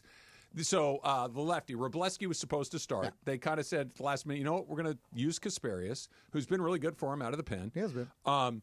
And they put him in the starter role. He was a starter through most of the minor leagues. They brought him up kind of as a swing guy. But now Dave Roberts was saying, too, that this may be his new role, considering they're so short-handed in the starting rotation, that Kasparius may be there. And by the way, Why not? He looked pretty good. He's no worse than some of the other guys that are running out there. And he's going to give you innings, which is good. But the only mistake that he had yesterday was when he walked the bases loaded. And he walked in a run with the bases loaded. Yeah. Dude, Martin Maldonado, bro, you go after him. Yeah, you see what happens if you groove him one. Something just wasn't right with him in that at-bat. But besides that, Kasperi's been good for the Dodgers. Younger dude, I think 24, 25, something on there. And this seems, I don't know. But considering what you had the night before, when you had no arms. They punted from the opening inning. It was a bullpen game. I get it, but we've seen them have bullpen games before where they will go get a guy even if he starts to get a little rock. They let who was it? Sauer just get his brains beaten. But that's his role right there. I understand that's his role, and I understand why they did it, but it was just awful to watch. Kasperius not only pitched really well yesterday, and again, I don't have the under the hood stuff that everybody's obsessed with, his spin rate and all the tunneling and all. We don't need that. You know what he looks like? He looks like a pitcher. He looks like a guy that's big and strong and goes out there and attacks the strike zone, doesn't pitch, doesn't nibble, kind of goes at it, kind of an old school way. More of that, please. He looks like a guy that wants the ball. Yeah. Right? Because a lot of the Dodgers have had 28 different starters this season. It's not 20. Okay, get the music ready. Here we go. It's not 28? It's not. I'm going to do a last man start. Well, starting pitchers. They may have used 28 pitchers. I mean, that's what they've used 28 pitchers. I'm sorry about that. You ready for a last man standing? Yeah, they've used 28 pitchers. Yes. Hold on. Here we go. What do you got? The Dodgers have had 14 people start a game for them this season as a pitcher. 14. Leads the major leagues. All right. And you're counting starting as they pitch the first inning. They pitch the first inning of the game, right? 14 different players. 14. Let's go around, see how far we can go. Go ahead, pick one. Kershaw is on the list. Yamamoto is on the list. Snell is on the list. Gonsolin is on the list. Sasaki is on the list. May is on the list. Robleski. Has he started one? Yes, he has started twice. Yeah. Justin Robleski has started 2 games. Ben Kasperius. Ben Kasperius has started a game. Good job. Landon Knack has started a game. Now we're getting it. You guys have missed a couple that are fairly obvious, but keep going. Damn. Well, maybe only one that's fairly obvious. I'm out. Come on, Beto, you got it. I haven't been paying attention to the starters. I pay attention to the third inning. Take a shot. Yeah, I'm out. I don't. Anybody. Right. You're out. Okay. Emily. I know it because 2 days ago he did it. Trevino. Oh, that's Trevino. There's one more obvious one. Is it Dreyer? Dreyer has started a game. He started 3 games, in fact. He has? Gonsolin. We already said Gonsolin. Oh, I swear. I thought he didn't say Gonsolin. Okay. Dreyer started 3 games? 3 games. Dreyer. Not just 1 or 3 different Again, this is when I see him in the second inning. Yeah. Okay. Obvious ones. Oh, Glasnow. Do we say Glasnow is the obvious one. Yes. Oh, yeah. So I still think he's hurt. We have 2 more. 14 different starting pitchers. 2 more guys. Back to you. Jorge didn't go. Jorge, I just said Glasnow. Yeah, Jorge. I can't think of they've each started 1 game. Oh, one of them you should get. I think I have that one. One of them you should get. I don't have anybody else. I'm going to go Banda. No. Okay. So I win. You win. Bobby Miller? Bobby Miller. Yeah. Heck yes. Emily's had a Travis again. Bobby Miller has had 1 start. The other one we did not say is the guy that just got his head kicked in the other day, Matt Sauer. Started a game. He started a game? He started 1 game. Well, I'm proud of us. We got pretty much all of them. 14 different dudes have started a game on the mound. 28 pitchers all season long should not have you in first place. That's why it's so hard, even when they're kind of spinning their wheels, playing 500, which they were 8-0 to start, and since then they're kind of a 500 team.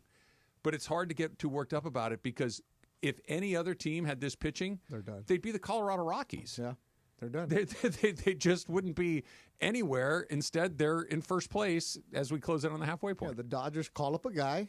Well, actually, no, here's what they've been doing. Claim a guy, call him up, abuse him, and then release DFA him. Yeah. It's the business that it is right now because they just need somebody to give you some innings right now. And it sucks for those kind of guys. But if you're the Dodgers, this is where Friedman and his entire organization on the baseball side get credit for finding the guys to patch the holes that they have. I'm not saying 100%. For the getting hurt part, there's something deeper than that. So we're not going to get into that. But like, I'm just talking about, hey, we need an arm in 2 days. What do we got for somebody who we don't burn from the minors in our organization? This somebody is that's where on the it's the Trevinos of the world. Yep. And sometimes it's a guy that's in and out in a half a second. And then sometimes it's a guy like Ryan Brazier who they're bringing in just to get. And then it's like, hey, this guy's an important part of what we're doing. Bonda is kind of like that. I think Bonda was one of those guys like, hey, he's actually pretty darn good. Let's keep him around a little bit. Go back to something you said a second ago. And the bigger issue that you talked about, that they have spent all this money on all these pitchers, and the vast majority of them are unavailable. They're hurt. Is this just the way that they've decided to do business? We know they're going to be hurt. We don't care. We'll continue to plug the hole. Or do they try to unravel the mystery of why everybody is hurt? Because this isn't one or two guys. This is the entire pitching staff. Maybe not all at the same time, but over the course of the last 2 years, every single one of their guys has missed huge chunks of time. Well, Glasnow, you kind of expected that, right? Yeah. Because when they gave him that big money, which was very anti-Friedman-esque, the amount of money that they gave Glasnow coming out from Tampa, like, okay, he doesn't go past 6 innings. Now you're asking him to be go past 100 innings in the season. You're asking him to be your horse. Yeah. You're asking, and we're going to give you this much money. I was surprised they gave him that much money, but at the same time, that's the rate with the market. That's what it is. Good for him. He got that money. But the guys that get hurt, it's very interesting because the Dodgers, it's not like they're not paying attention to him. They're investing millions and millions of dollars into the new facilities, into the new technology, into the new ways of doing things. They hire they have multiple pitching coaches that they brought from the Driveline, right? The guys that are trying to figure out how you can maximize so many different things. When you talk to certain players, why did you sign with the Dodgers? Because they know how to find the grays. They know how to get you there. But what is it that they're doing for guys that maybe they become the max effort guy? But it has also to do with some of these guys are showing up to the Dodgers organization already damaged goods. Yep. Because guys are damaged from high school, from college, from the minor, or different organizations use you in different ways where your arms aren't developed. Now, it used to be simple. Long toss and come in there, throw 90. Yeah. Those days of Nolan Ryan doing that are done. That's why people get mad. Guys can't go strut. Well, they're not conditioned. They're not asked to do it. And this is what I'm getting at. Is I don't, as frustrating as it is to know. And I'm just going to go down the list of guys that have pitched for the Dodgers this year. Yamamoto missed half the season last year. Okay, Dustin May is pitched for the first time in 2 years. Okay, he missed 2 full seasons. Roki Sasaki hurt the second he got over to the big leagues. Landon Knack has been up and down. He's been relatively healthy, but that's what we're talking about there. Gonsolin, Kershaw, Glasnow, Snell, all these guys, all hurt for various points of time. I understand that if you say, hey, you know what? I think we can get Tyler Glasnow in. He's been hurt. If we change this, he'll be healthy. Yeah. I don't think that's the goal. I think it is bring him in. We're going to get 80 innings out of him. Hopefully they come at the right time. We're going to pay him because that's the price that it costs. He'll break again, and we'll just go find another one. I don't think they're trying to solve the puzzle. It's just get enough of them to fill the holes until you get to the end of the line and hope you have. If I got 10 guys that are good, I need 3 of them that are healthy at the end. I think that's the philosophy. In the playoffs, you need 3 solid starting pitchers. Yeah. And then they did it with 2.5 last year. And then what happens? You get to the 4th, 5th inning, and then just bring in some flamethrowers. Are going to go out there. What's happening this year, Baseball's so weird now. You're not even getting the 4 and 5 innings anymore. You're in your bullpen regularly in the 5th inning. Dodgers lead the league in bullpen innings pitched. And Vezina, really good, but you're asking a lot out of him. Bonda, really good. You're asking a lot out of him. Early in the season. That's what I'm saying. If you ask a lot out of him in September and October, that's the job. But if I got to go to Bonda for multiple innings in multiple games in a series, it's like that's an unrealistic ask. One of the other things that you pay attention to with the Dodgers is how many times are guys getting hot. Yeah. Where they're getting up to warm up. And they then don't do a ton of that. Yeah, they don't. But it's just when you've pitched the night before and you're thinking you're off today, but hey, we're getting shelled right now. Hey, we need some help. Or the starter didn't go his 4 innings. You have to get up and get hot. That's going to take a toll on you. All right, I want to talk a little bit more about Kasperius, but the way that they're using him and whether or not David Roberts has a say in that. That's coming up next. It's Trav and Beto, 710 ESPN. Sedano and Cap. Today at 3 p.m. after Mason and Ireland. They got it all hooked up at the Dodger games. Really? Yeah, they got great seats, like right down the third base line. Beautiful. Like good table right in front of them where you can have like cervezas. Oh, those seats. And some aguas calientes. Hot water? No, what's the what did I have today? Aguas calientes. I have family there. What do I have? What did I have today? The shrimp. What did I have today? Aguachiles. Not aguas calientes. What did I have? Is that a casino? Agua Caliente by DeAndre's house. Right. Yeah. And then Aguas Calientes where my cousin lives in the state of Mexico. Okay. You're getting there, Cappy. What did I eat today? Shrimp. No, but come on. No, I don't want the white guy version. What was it called? DeAndre? What was it called? Aguachiles. Aguachiles. See, now I got aguas calientes. You were close, Cap. I was very close. Aguas chiles. The LA Afternoon Takeover. That's Sedano and Cap. On 710 ESPN. Hey guys, it's Sedano. Los Angeles International Airport's People Mover trains begin rolling early next year as part of LAX's ongoing investments to transform and improve your travel journey. The People Mover trains will quickly move guests between their terminals and our new consolidated rental car center, metro trains and buses, economy parking, and Kiss and Fly lot. The trains will make it simple and fast to get to your LAX destination in 10 minutes or less, and trains depart every 2 minutes beginning in early 2026. Learn more at lawa.org/ESPN. Hey, it's Travis. Every legend has a story, and those stories are kept at Legends Attic in Claremont. Legends Attic is the premier sports memorabilia gallery and store that offers a unique blend of rare and iconic collectibles. It's a community for sports fans and collectors, so go check it out for yourself. Legends Attic, 619 West Foothill Boulevard in the city of Claremont. Visit legendsattic.com and be sure to follow Legends Attic on all social media platforms so you can stay connected to know about their upcoming signings and special events with Hall of Famers and pro players. Hey, John Ireland here. Laker fans, meet Pro Baller Energy, the official energy drink of the Lakers. It's a natural, healthier alternative loaded with ultra-premium ingredients like organic agave, electrolytes, B vitamins, and natural caffeine. Plus, it's NSF certified for sport. Just clean energy to keep you locked in without the crash or synthetic junk. So go grab yourself the limited edition Lakers can and rep the team in style. Pro Baller Energy, champions choose clean energy.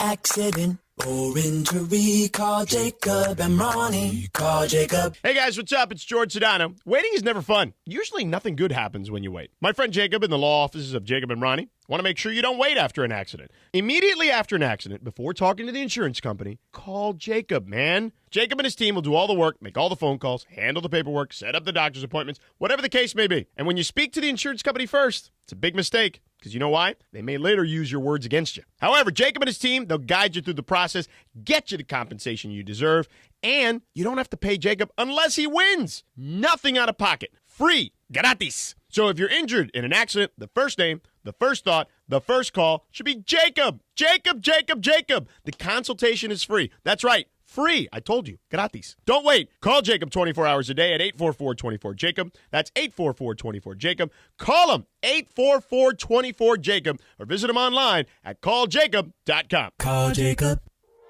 Mark your calendars, SoCal. The High Desert Beer and Wine Festival returns to the Palmdale Amphitheater on Saturday, June 21st from 5 p.m. to 10 p.m. Sample craft brews from regional breweries, sip fine wines, and enjoy tasty food trucks while rocking out to live performances from Eve 6, DJ A1, and some of the best cover bands around. It's the tastiest party of the summer. Tickets available at highdesertbeerandwinefest.com. General admission and VIP options available. That's highdesertbeerandwinefest.com.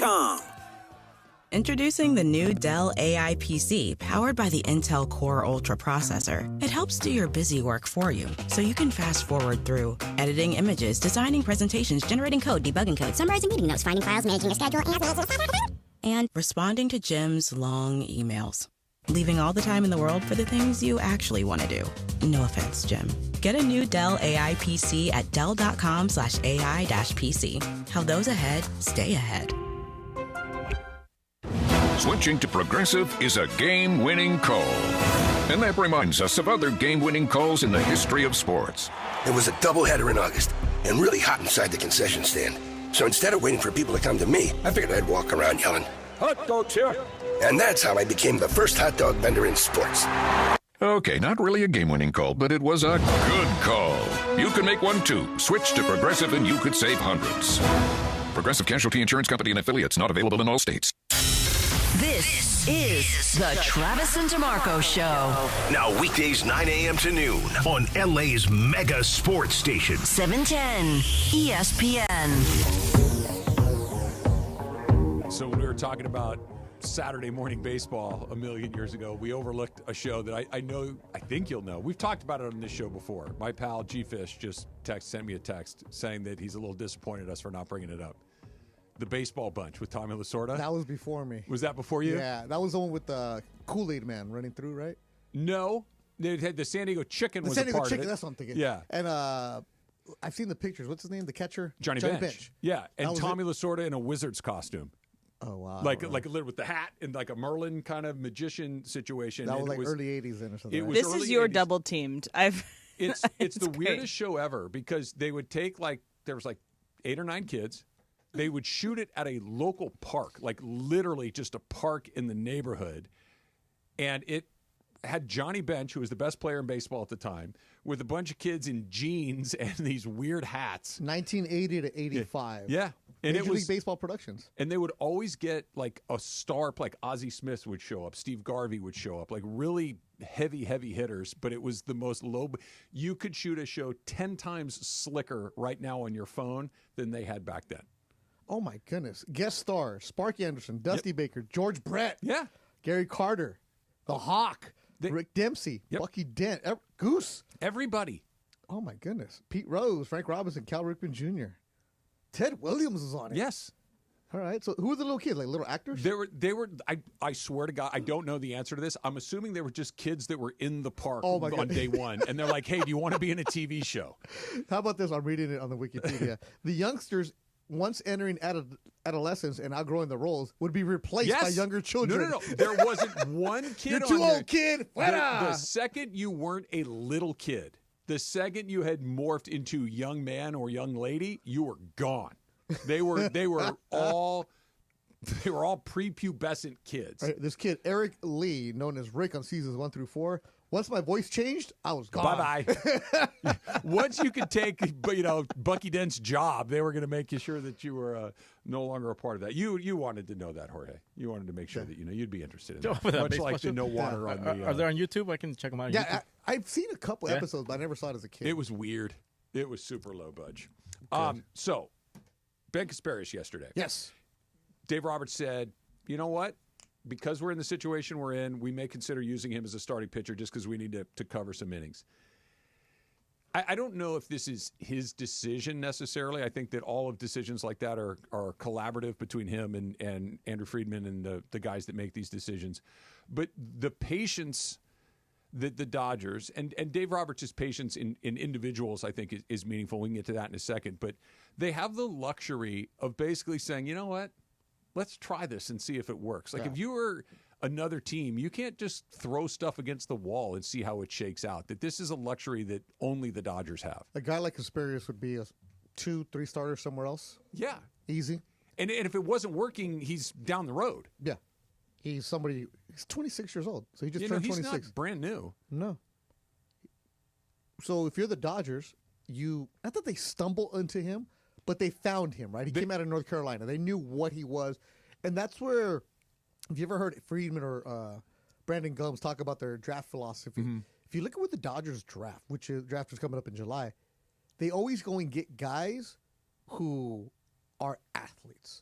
Like, you're a pitcher, maybe, but you also played third. Like, Kasparius was a hitter at the start of college. Look at him. He was a two-way guy at North Carolina, right? So they always find those athletes that they can convert into a pitcher later on. So if you're a guy like him, who was like the Connecticut Player of the Year and all that stuff when he was in high school, he was just like that stud. They find guys that are dudes, and they can make you into a guy like him. And they have the opportunity to not only make him into that, but to see if it works or not. There doesn't have to be proof and concept right away. Hey, we can use him out of the bullpen. Hey, he's actually able to eat 2 or 3 innings out of the bullpen. What if we use him what did he throw yesterday? 4 innings? Yeah. They used him as a starter in the minor leagues. They have the ability to not have to fight. Yesterday's 2 days ago, I guess now. They just basically threw a game away because they're like, we're not going to do this. We're not going to try today. We don't have enough arms. We don't have enough arms. But now you can say, instead of Wroblewski, who got his head caved in the couple of games that he's pitched, you know what? Put him back in the minor leagues. We'll get to him if we need him later. But we don't have to worry about we're going to make the playoffs. We're going to win enough games. See if that guy can start. It's an incredible luxury that they have. He's the one that pitched in the World Series last year. Started a game. He started a game, but it was like the bullpen game, right? It was an opener. Yeah. And they won the game. That was the only time he pitched in the World Series, too. Yeah. This is where the abundance of riches the Dodgers have, that they can have a guy who hadn't pitched for you. Hey, Game 4 of the World Series, we need a couple out of you. Well, let's go. And the confidence they have in a player like that he's not going to be shook by the moment in New York. The way that they managed this series against the Padres was a lot like the way they managed their postseason, where they just basically said, yeah, we don't have a great chance today. You know what? We're going to punt. If it gets weird, we'll take it. Yeah. But if it doesn't, we're not burning up one single asset here. It's win the series for the Dodgers. Yeah. Win the series and watch out because the Giants are still hot right now. Half game behind the Dodgers. Won 7 in a row. Yeah. They'll come back. But the Dodgers, Travis, this is the worst team ever, Travis, right now? Are you scared the sky is falling? Not even a little bit. Okay. Good. I haven't heard the show in a while. So, are you worried? No, they can vouch for me. I have not. Because last year it was like, no, this is horrible. No, it was different last year. It was, and you're not wrong. I'm exaggerating, but yeah. No, last year was, I don't care if you win 115 games. Let me see it when we get to October 1st. What does it look like? Yeah. And by the way, they got within an inch of kicking it again. No. And they didn't. Man, I bet they won the World Series. But now it is I know they can. I know they have. I know that they've got the confidence to it. So they're playing with one hand tied behind their back and their pitching staff. I want to, because you need stuff to talk about every day. But you cannot look at this team and be anything other than they're fine. You can't do it. I said this to Kaplan the other day. And, are you on the Dodgers media distribution email? Mm-mm. No, okay. So what? You get the daily notes? No, I get them from for whatever reason. I'm not on the Dodgers. Okay, so you get the transactions every single day, and Dodgers PR staff does great work with what they have to do, and it's Dodgers claim, boom. Mm-hmm. Dodgers release, boom. Mm-hmm. Dodgers add this person, and it's always a pitcher. It's always an arm that they're finding that's been released from another team, and you're like, who? And I always go and Google who these guys are. I'm like, wow, this is like a guy who's in his late 20s, early 30s, bouncing around, and then all of a sudden, 2 days later, they're in their starting rotation, or they're out of the pen for you, and you never see these guys again. The guys that you're watching right now, if you go to a game and you're worried about the Dodgers right now, they're not going to be your playoff roster. They're not going to be on the team. That's why I tell Dodger fans, when you go to the game, just enjoy the game. Have your beer, have your dog, relax. Hey, your team wins good, but as long as they're continuing to win series, stack up the wins, and they're going to be okay. The only thing I would say is a little bit of hey, I don't love this with the Dodgers, and it's nitpicking a little bit, is they're a little sloppier than they typically are in the field. Yeah. That's the part of what they've done this year that they didn't do much last year. It's the part that they kind of, humiliated the Yankees for, because the Yankees were sloppy at the most important time. And they're like, well, we don't do stuff like that. We knew that when it got tight, they would buckle under the big moment, blah, blah, blah, blah. They've been sloppy defensively here and there. They run the bases poorly here and there. They really, that's the only thing, if you're looking at saying that needs to get cleaned up a little bit. The guys that are pitching right now. Cleaned up. Yeah, it's Mookie's going to be fine. Freddie's going to be fine. Teo's going to be fine. Will Smith is going to be fine, especially now that you get him off his feet a little bit. Yep. You've got Tommy Edman, who, as long as he's healthy, he's going to be fine. Going to get healthy. Pages has what did Pages do yesterday? He won them the game. Threw a dude out. He won them the game. Yep. I know that Teo hit the home run, but second inning he throws out, Sheets at home plate, with a rocket throw. Yeah. Rocket throw. And then who's the pitcher? Kasparius. That was the one inning where he's kind of all over the place. Yep. If that guy's safe there, if he doesn't make that throw, that's a huge inning. The game goes differently. Pages won them that game. Yeah. And Pages looks more comfortable, doesn't he? So back to the patience thing. They have the luxury of okay, let's go get Michael Conforto, give him some money. He kind of sucks. Let's put Pages out there a little bit. You're looking for that center fielder, and Pages kept getting at bats on a different team. Pages might be down the road because it's not happening. We got to go do it. He's become clearly one of their three best guys in the outfield. He should play every day. a couple weeks ago, I took Parker to a Dodger game, and we had credentials, and we were down there doing batting practice, and then I'm making sure Parker meets everybody in the media. Like, he had a good time, right? He got some good connections.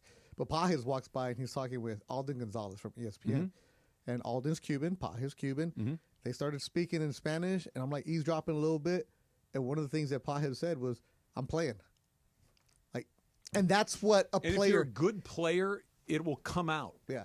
Like, you understand your role with the Dodgers right now because nobody's going to play every single game. You understand that you're not going to get the at-bats that you might get if you were in Colorado or different teams.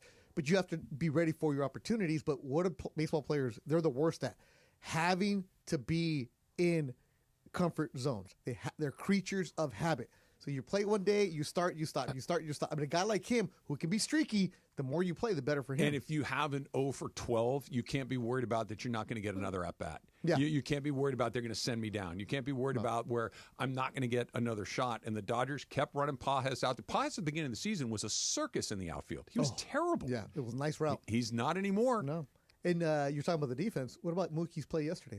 5-6 hole backhand, throws one him hopper, out. yeah, a little skip. It was a beautiful play. Beautiful play. Yeah, and they're the best team. They're the best team with a rotation that is ridiculous. They have a bunch of Band-Aids everywhere. Yeah, and they'll be fine. They are. So you okay, Trav? Yeah. Really? Yeah. Your Dodgers are good for you. Oh yeah, I said at the beginning of the year I wasn't going to sweat the regular season too much. They're fine. No wonder you look all calm. I am. Your hoodie looks better. I'm so glad to be back in my hoodies. What is it, large? XL. No, because you're tall. Yeah.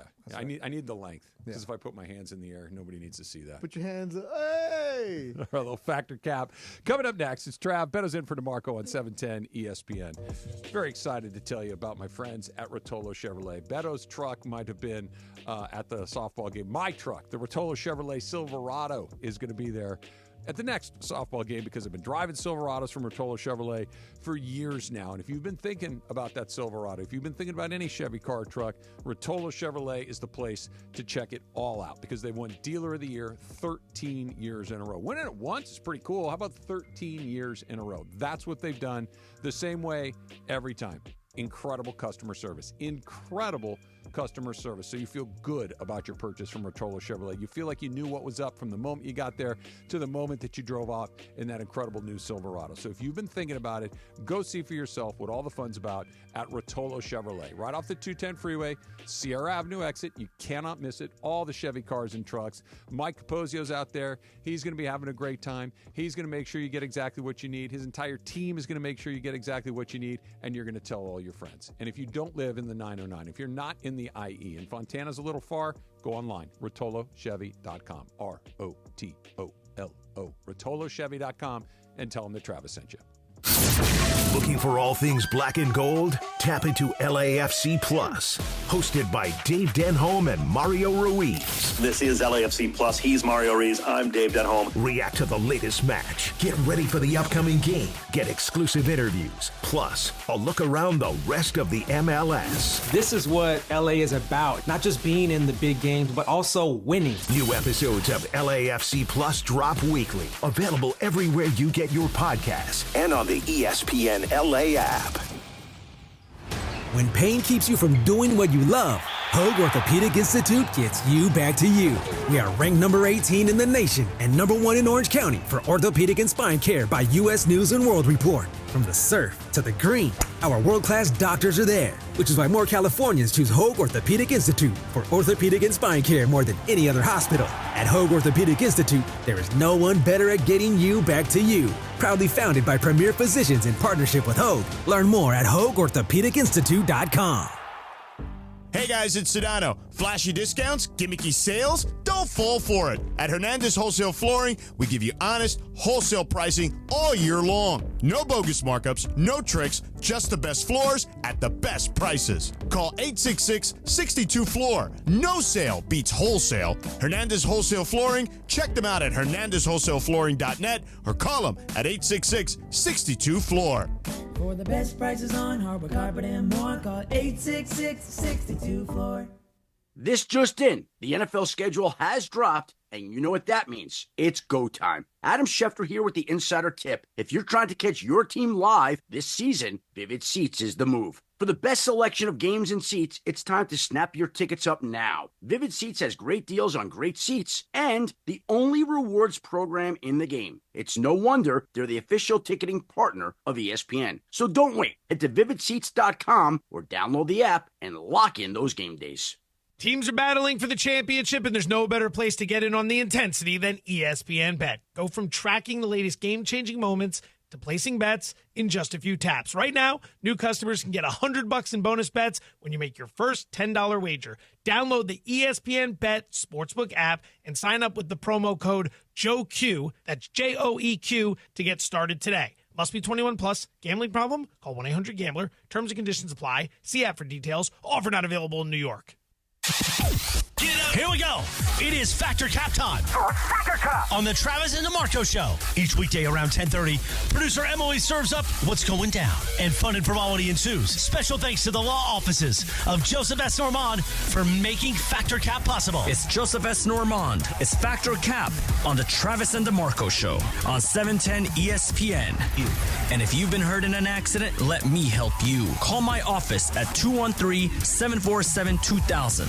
That's 213-747-2000. Let's do it. Factor Cap right now.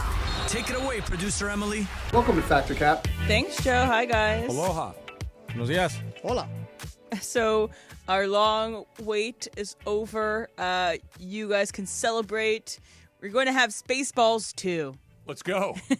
I'm because 100% in. And it was announced today, one via a, how Star Wars starts out with the scroll script. Oh. It did a scroll script. It's like, and since first Spaceballs came out, there has been all these movies, all the sci-fi movies, all the animated movies, all the live-action animated movies, and it's like finally we're gonna have Spaceballs back. And Mel Brooks is set to return as Yogurt. Yes. And then Rick Moranis will set to return as Dark Helmet. So Rick Moranis is his first movie since 1996, and Mel Brooks is still gonna be at it. Mel Brooks. With all due respect to Mel and his entire family, I thought Mel Brooks has been dead for 30 years. Right. He's alive? He's alive. No way. He's 98 years old. He's Good alive. for him. Yeah. And so my statement is Spaceballs 2, you're into this. Travis Factor Cap. Fact times a million. That I like Star Wars, or at least I liked the Star Wars when I was a kid. I've kind of tapped the mat on all the newer stuff. It's a great send-up. It's a great spoof. It just makes fun of all of the Star Wars stuff in the best possible way. Princess Vespa and Dark Helmet and the whole thing. I can't wait for it. Yes, 100% in. Beto? Cap, I have no idea what you guys are talking about. Yeah. I remember Galaxy Quest with Tim Allen, but similar. I actually watched that relatively recently, Yeah. Galaxy Quest. Yeah. It still holds up. I know the picture that you guys sent of Rick Moranis. I never saw it. Is that the one where like John Candy's a dog? Yeah, he's Barf.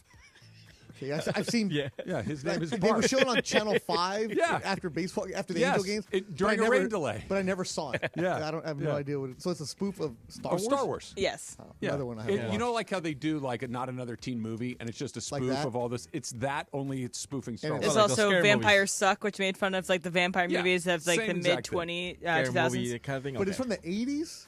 Spaceballs, the original is probably in 85 or 6. Is that going to hold up? Or is it going to, what are they going to do to Okay, it? so here's the They'll thing. spoof all the new stuff. Yeah, exactly. It's going to spoof because even if you look at the scrolling script, it's making fun of all the sci-fis, how they have gotten worse and worse and worse over time. It's going to make fun of the 18 billion Star Wars products that Disney has. I didn't think that would be your it's style. funny. I I didn't think think it's it'd be funny your jam. enough. Well, Jorge, this is specifically for you because you'll be interested in this, Briones. Damn right. There's no water. Is there water in the movie? bro. No water, you're out. No water in the No movie. water. I tell you, all those little quirks, Jorge likes knowing them. The guy doesn't like carne asada, so you got to go find something for him. The movie's 87. You're weird. So close. 87. Okay. So it was made.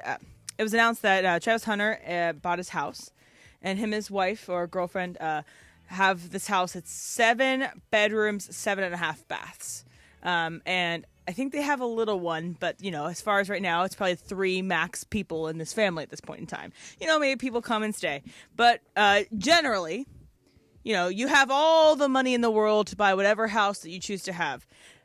there can be too many bedrooms.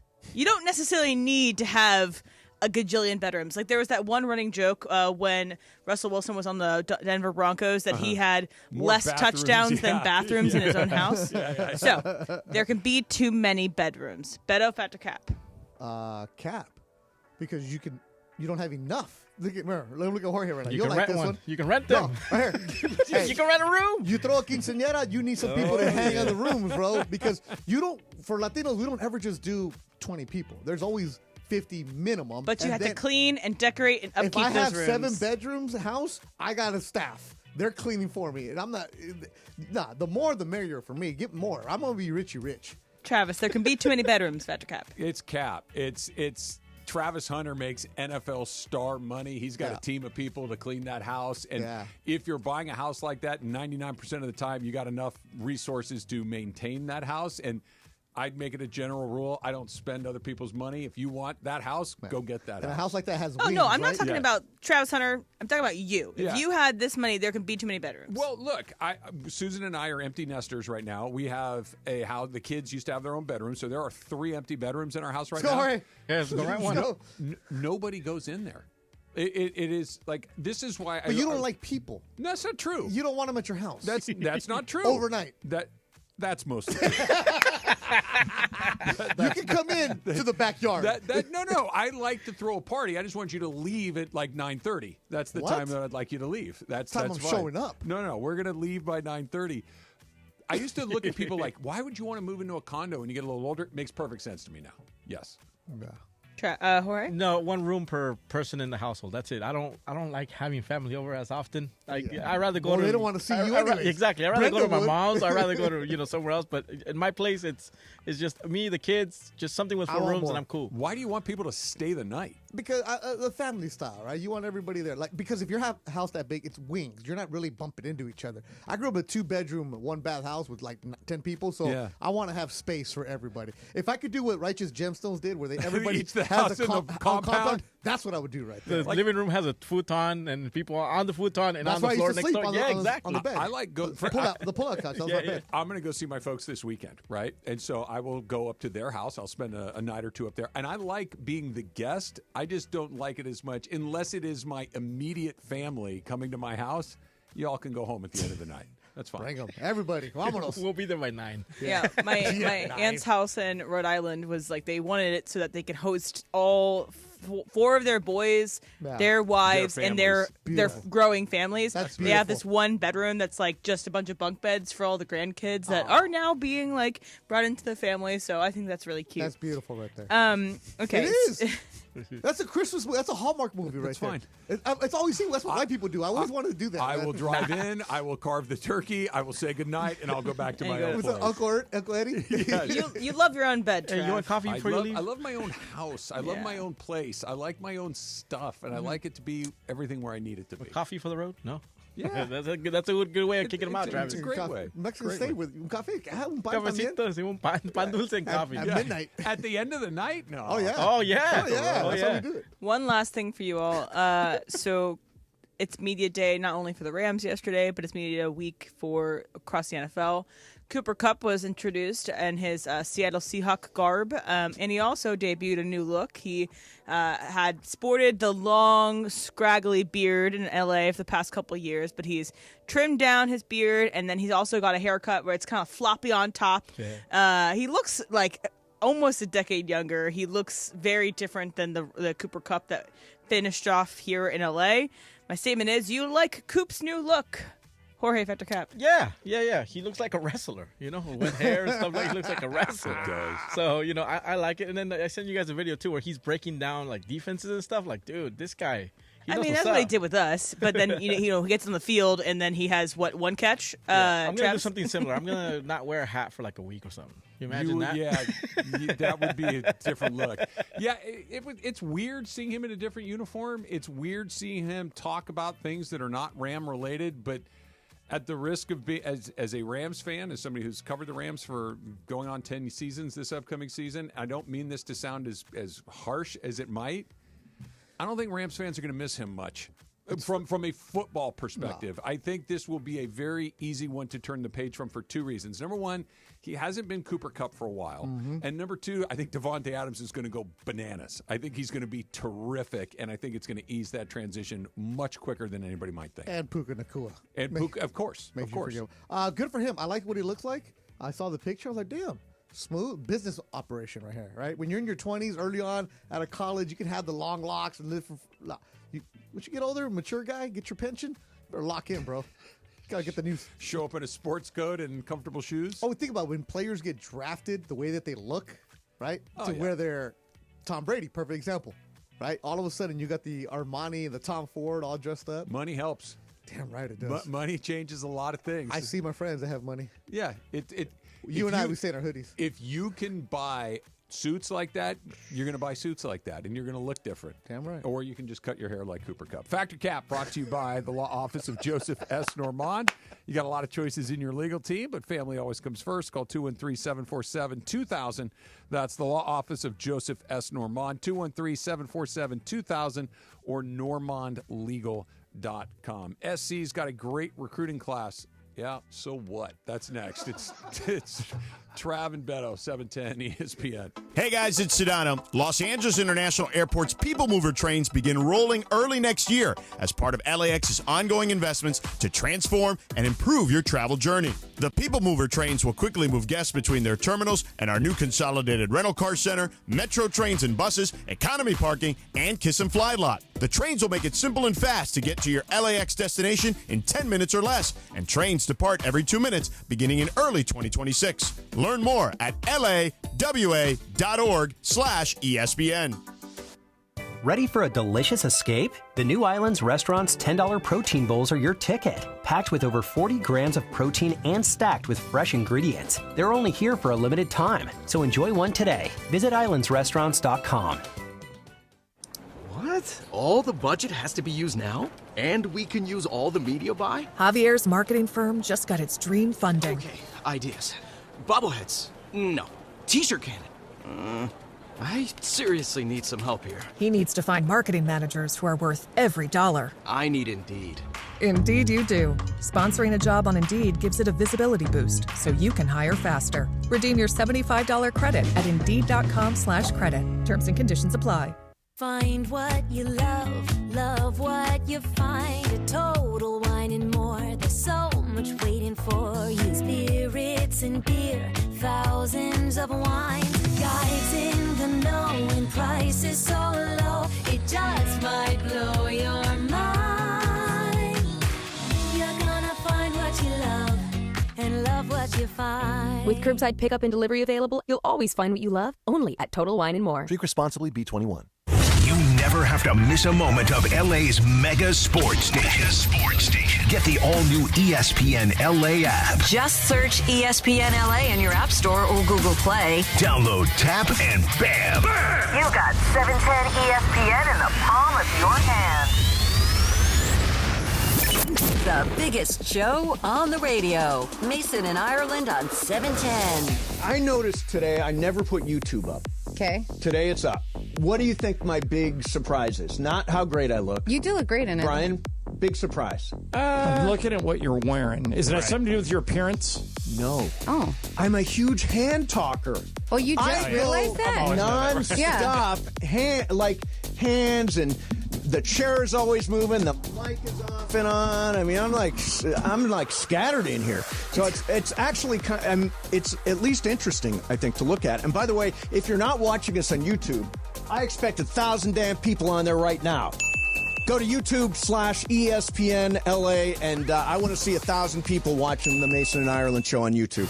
The OGs of LA Sports Radio. Next at noon. Mason and Ireland on 710 ESPN.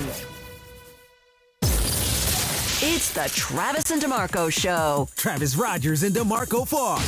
You want to make friends? You buy a round for the bar. Yeah. Luca did that with parking. I thought that was fantastic. Terrific. Yes. The Travis and DeMarco Show rolls on LA's mega sports station, 710 ESPN.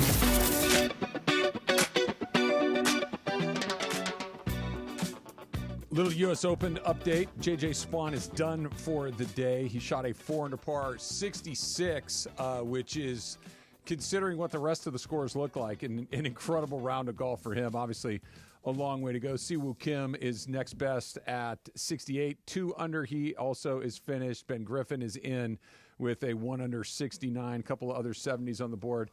Everybody else is over par. And that's where we're going to be at. That dude's going to come back. He's not staying at 6. 100%. He's coming back tomorrow shooting 72. 100%. Do you like this? Do you like that? Oh, he just nailed that 50-yard putt. Oh, my goodness. He went over 2 ridges. A guy named Poston? Oh, JT Poston? Oh, Poston? Yeah. So there's like 2 types of golf tournaments. There's every other golf tournament where guys can shoot 20 under. Yeah. And then there's this where it's a bloodbath. Which ones do you like better? Because you play a little golf. You can relate to what these guys are going through. This kind of reminds me of Rolling Hills. You ever played on there? Yeah, I have. Rolling Hills? So it kind of has the same layout. I'm not that hard. No water around it? No, there's no water. Absolutely. It's right there. Rolling Hills, baby. No water. But a lot of sand and a lot of long putts. Uh-huh.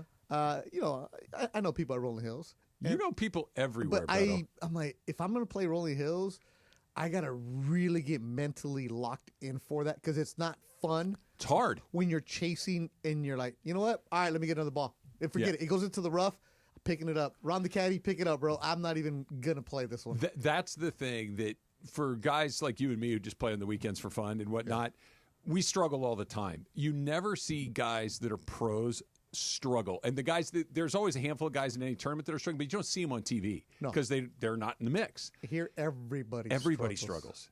And it's fun to watch. I don't need to watch it every week, but once or twice a year, it's fun to watch these guys just chop it up. That's why a couple years ago when the U.S. Open was at LACC, it was like, that's too easy. All right, here you go, fool. Boom, toma. They purposely put bunkers next to bunkers on top of bunkers. Who did you know at LACC? Because you knew that place where you kind of showed me around that whole place. Oh, I had gone the day before. Oh, that was the only time you'd been there previously? How am I going to get in there? That's what I'm asking. That's what I'm saying. Like, you're walking around like you were a founding member. Because I was there the day before. We went with DeAndre. We went with the interns, and we did a bunch of different content stuff. Okay. So I knew where to go, and I knew not to go. But, yeah, that place, where they tell you can't bring your phone out, and if you're a celebrity, they don't let you become a member? No, they actively discourage that. Yeah, like that's why Hugh Hefner built the zoo, speaking of zoos. So the monkeys could scream while everyone's trying to play golf. I think on 14th hole, they put the zoo up against the tee box. That would be a really awesome level of wealth, which would be you're kind of you have all this money, but backyard zoo wealth. But people, yes, but the backyard zoo wealth is an example of what I'm getting at, which is I have all this money, but the people, the old school money, the blue bloods are like, no, dude, you're not one of us. But I have so much. I can antagonize you from a distance. I can build a zoo next to your thing to ruin your thing since you won't let me into your thing. That's good FU money. That is the right way to go. I can't join your club. Okay, well, I'll buy all the houses next to it, and I'll build a zoo to make your life slightly less pleasant. I've been very into this phenomenon of spite houses. Yeah. Because there's a really famous one. Spite? I will explain. So there's a very famous one in D.C., but you buy this house out of spite. Oh. Was this the Dan Snyder one? No, it's not. But it's this famous house in D.C. It's in like a historic district where there is 2 houses, and it's the smallest home in the United States that's like registered as a home and a standing home or whatever. And it's like super small. It's like it's less than 7 feet wide. I just found this. And they bought it because one person wanted to block the north-facing windows of the other person so they get less light during the day. Love it. And so they bought the house, the alley in between. I'm watching and they this transformed it into a house. There's another spite house, I believe it's also either in Philadelphia or in DC as well, where there was a very noisy alleyway that was where they used to have carriages go through, and they wanted to get rid of the alleyway, so the rich person just bought the alleyway. It's 7 foot 6 inches wide. House. Yeah. Wait, 7 feet long by 6 inches wide? 7 foot 6 inches. That's how wide it is. So it's Shaq, didn't I just say that? could not walk through It's Manute Bol. How deep is it? Can a person fit in it? 350 square feet. Okay. Okay. But it has a patio. Well, sure. I mean, if it's in the DMV, it's And it's probably like expensive. Very blue. It's the skinniest house in America. I'm going to get this a little wrong, crazy, but it's mostly Em. right. You have a picture in front of it? No. I was on TikTok and got a lot of Spite House content. There's a Spite House in Bel Air. Okay. So at Bel Air Country Club, as you go through it, there's homes that you can see from the golf course. Yeah. Bel Air is Bel Air. I don't need to explain to anybody what that means.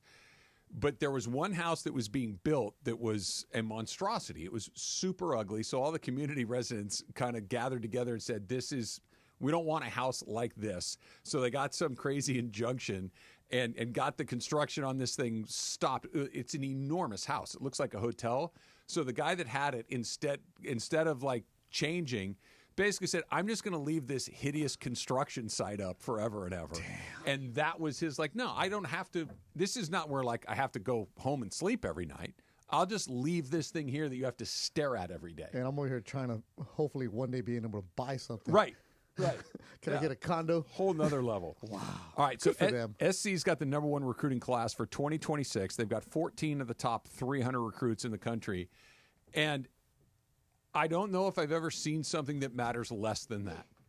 That what your recruiting class is down the road has never meant less. It is completely irrelevant to who might actually enroll in your school. It doesn't matter. And at all. At all. The game has changed within the last couple of years in front of our eyes, where you want to get, if you're a player in high school, you want to get the rankings, you want to get the stars, because that's going to help you get NIL money. Yep. It's going to help you negotiate what you can get from different schools, right? The scholarship doesn't matter anymore. They're giving them to everybody. It's what can I get for NIL? Can I get a real estate deal? Can I get a private plane deal? Can I get a Rotello Chevrolet deal? Whatever it is, I'm going to get kind of deal. That's what it is. And the players know until they actually sign that commitment paper on signing day, it doesn't matter. It can change because you might think you have them and they're going to move. And guys are going to go for 1 year. They're free agents and they're going to be gone. That's why signing day used to be a big deal. Yep. It still is because you're changing a kid's life. Yeah. If you're the 3-star kid, if you're the 4-star, if you're a 5-star dude, you are going there and you're looking at it this way. I'm going to go and I'm going to start. You're going to have to compete. No, I'm not. I'm going. Yeah, I'll go here. over there. Yeah. Because that's what they're offering you. You saw that at UCLA when Iam Aliaba showed up. He left Tennessee, UCLA, and they had 2 quarterbacks. They had Joey Aguilar, who was going to be their starter. They didn't like, I guess, the way he was performing to what they thought would be. He goes back to Tennessee. They had a kid, Robert McDaniel, who was a freshman, came from Fresno, who had originally said Arizona, then go UCLA. Nico shows up and was like, nope, I'm gone. He's now San Jose State. The move now is if you're not an elite star, 5-star guy, you go, just like we're talking about baseball, you go to a San Jose State, you go to a Fresno State, you go to Nevada, ball out, put up numbers, and then go to the SEC. Now it's almost like you have to do a new recruiting battle every year, but the rankings is more of how's your transfer portal coming in? How is your transfer class coming in? Forget the freshmen because they're not going to develop the way you're not developing guys anymore. You don't need. I've talked to athletic directors, and they've told me that a lot of their coaches, they don't even recruit freshmen anymore. For what? For what? Unless it is a really special kid that's going to walk right off a high school campus, right onto a college campus, and be the best player on the team or be a starter at a high-level team. I'll just take your backup guy that turns out he's pretty good. He's already a year stronger. He's a year better. He's a year smarter. He's a year more of all of this and put him in. And going back to that UCLA situation that you described, that's a perfect example of the trickle down. Once one guy moves, now 10 more move because it's like, well, okay, he's coming here. Well, I'm not going to play. They're not giving him all this money not to play him. Now I'm going over here, and now that guy's got to go.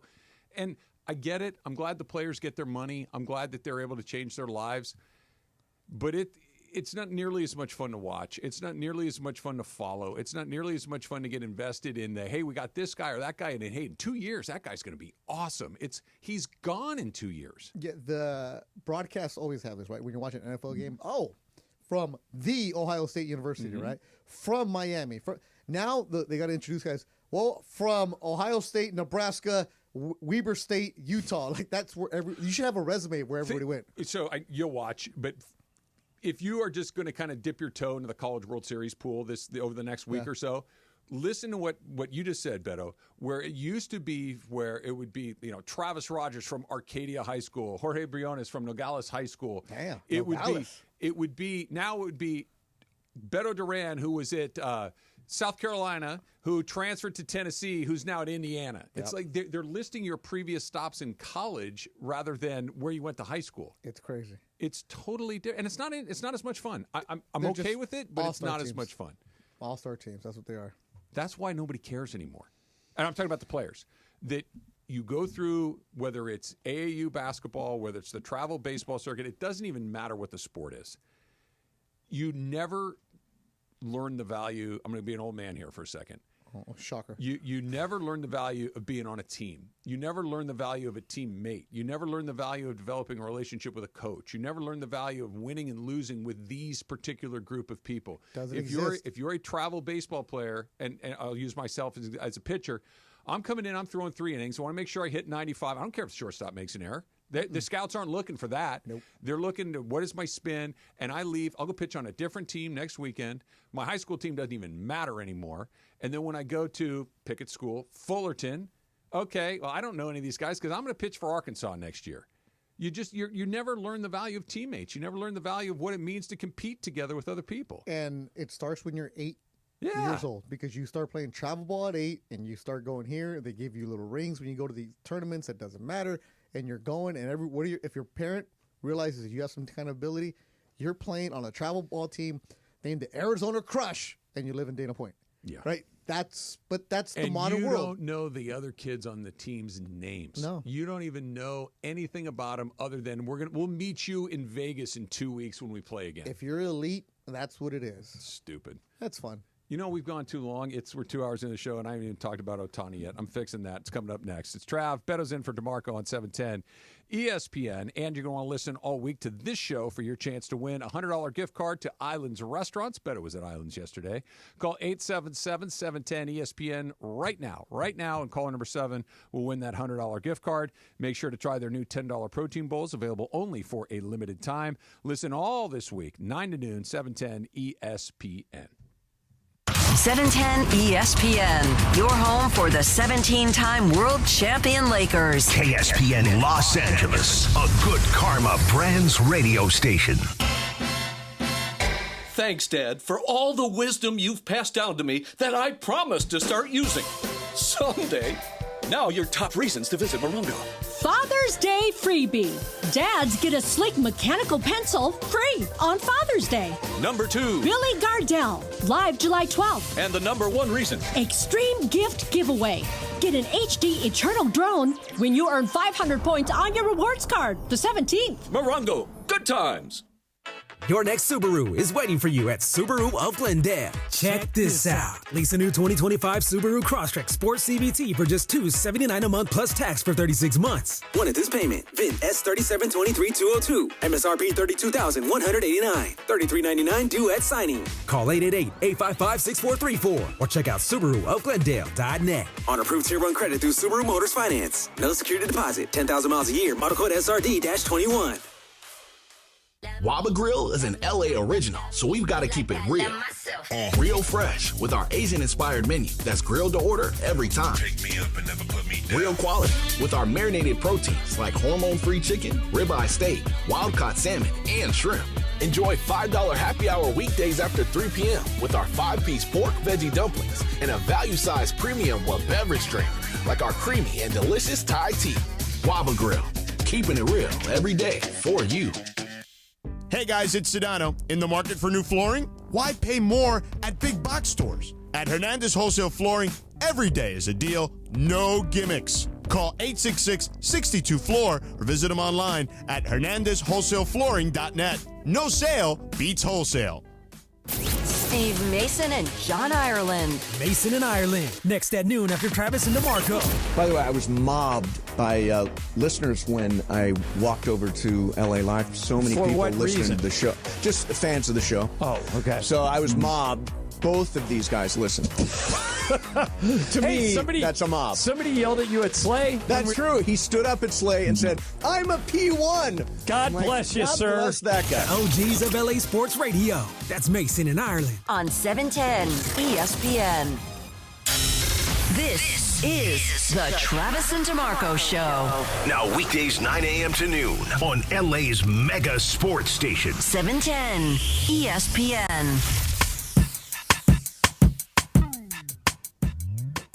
I like that song. Beto's new 44 glove. Yeah. Just Pretty showed nice. up. Very nice. Pretty nice. They just send you stuff?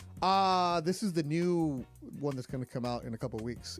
Okay. So, very nice. Real leather? Real leather. A little too small for me, but I'm going to keep it. Infielder's glove. Infielder's glove. Yeah.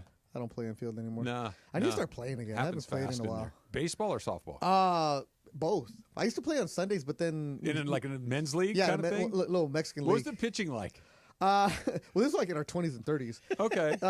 So Mexican Sunday League, right? Are they lobbing it in there, or are there guys that can fire it? So I told the story yesterday with Kaplan, that when you play the Mexican Sunday Leagues, it's always like a father-son duo. Okay. So, because they'll get their kids who are like 16 and they're just flamethrowers. Sure. That are coming out there dealing, right? But then their dad will come in, shout out to this guy named Santos, who's probably still pitching in the 60s, and just a thumber, right? Probably has a beer in his back pocket, just thumbing away, and you're like, everybody hits the kid. Yeah. Then the 65 Ties you nuts. Just brutal, popping everything up like Kike the other night. Yeah. But yeah, I haven't played in a while. I keep wanting to play. Okay, so with not the summer league, the adult league, how competitive does it get? Is it chill? Is it fun? No. Or are guys trying to win games? Now, I used to play in a very, very competitive league Okay. where a lot of guys, this was in our 20s, so guys who played JUCO, maybe some D1 came back and they're like, all right, now I'm a worker, but this is my Sunday deal. There's guys just dealing. So there's different levels. Like you could find, there's leagues all over Southern California, like but then you have like the really organized ones that Brian Kamenetsky used to play with, like it's called MSBL, Men's Senior Baseball League, where they have those tournaments that they play in Arizona. I don't want that. Where they play, you're a pitcher. If you have it where they play in the minor league facilities in Phoenix. I want to have fun. No, but I don't want to compete. Oh, then you shouldn't be doing this. That's what I'm saying. I want to It's take 3 hours. You ain't doing this. I want to take a couple of at bats. I want to catch a fly ball in the outfield. I might pitch an inning. That's it. I don't. If anybody's sliding, I'm in the wrong league. You got to play. That's how my friends play kickball. Yeah. Yeah. No, and then the softball that still gets competitive. Yeah. No, I know it does, and that's why it's not for me. I stopped playing competitively a few years ago because it was like, wait a minute, I'm in my 40s. I don't need this. No. Like this ball's gonna hit me in the face. I don't need this. No. If anybody can, part of the reason that baseball is more. I know the ball can get hit harder in baseball theoretically, but you're much further back. That's the why field is much bigger. I have time to get out of the way. When I turned 45, some of my friends were like, hey man, we're in a 45 and older league. Okay. And I'm like, all right, cool. I'm like, but you guys are the worst ones because you guys are still living in the past and you're bitter about stuff. I've competed enough. What up, Aaron? I've played in enough games where I was trying anything to win. Yeah. I've scratched the itch. Oh, I don't need to do it again. Yeah, I just go out there to have some fun. Yeah. But like, it's just beer in the dugout? What are you talking about? I'm asking. Why would you ask that dumb question? Because I've seen leagues where there is not. Then why would I want to be there? That's what I'm asking. Why can you never just answer the question? Yeah, there was beer in the dugout. No, it's like you're insulting me by saying you're asking if there's beer in the dugout. That's an insult. You should be asking if there's water there. That I wouldn't know. Who cares I mean, about Boreanaz would know. Yeah, he would know. There's no He'd water. find it There's interesting. no water. No, when George would play on his Mexican Sunday leagues, this cool. Soccer, yeah. Like this guy gets kicked out. What you've described, that's what I'm talking about. That's you've he's got described issues. a very competitive environment, which I have no interest Yeah, in. because I'm playing against college guys. I'm playing against high school seniors and stuff like that. You that want to keep fit. You should never get a yellow card, guy. You're Why too not? old for that. You're too old to be popping off. No. Done. Oh, so when I was playing with one of these high school kids, I was like, "Hey, I can keep up with you, bro." He's like, "Yeah, I know. Like you play college." I'm like, "I'm almost 40." He's like, "Dang, okay, yeah, you can." So he wasn't that good then. Yeah. Not a chance. Not a chance. Do you know a high school senior, speaking of, who's a leader, scholar, and athlete? You can nominate him for the ESPN LA All-Star Student Award presented by Rotolo Chevrolet. There's not one, but 5 different winners. Each will receive a $500 scholarship, VIP treatment at our All-Star Friday event. And you can nominate your All-Star student today at ESPNLA.com. Thanks to Rotolo Chevrolet, the #1 Chevy dealer in the West region in California, 13 years in a row. Come see what all the fun's about. This is not like a great question, but I think it's a fascinating topic. You and I have not done a show together in many, many months. Yeah, but a while. It's been a while. Just your take on the Otani experience up until this point, and specifically this season after seeing what we saw last season, because there's still this thing that every time I watch a Dodger game, Every time he walks into the batter's box, even when he walks into the on-deck circle, you're like, he's almost up. He's still riveting to me. You know what I do when I leave the games? I look where Otani's going to hit in the lineup. Yeah. Right? Okay, so end of the inning, next inning he's batting fourth. Okay, I'll stay one more. Yeah. If he's batting fifth, maybe not. But if he's like batting fourth, you stick around for one more because you want to see this. So the other day, I went last week for the day game. Remember you couldn't go? Yeah. And hot as can be, and I'm sitting next to the Mets dugout. This is when I knew the Otani thing is still a thing. For fans, you're going to watch it no matter what. And like yesterday at the Islands, Otani came up to bat. Everybody stops and we're watching him. Yep. Fascinating. Hot day game. Sizzling. What do the baseball players do?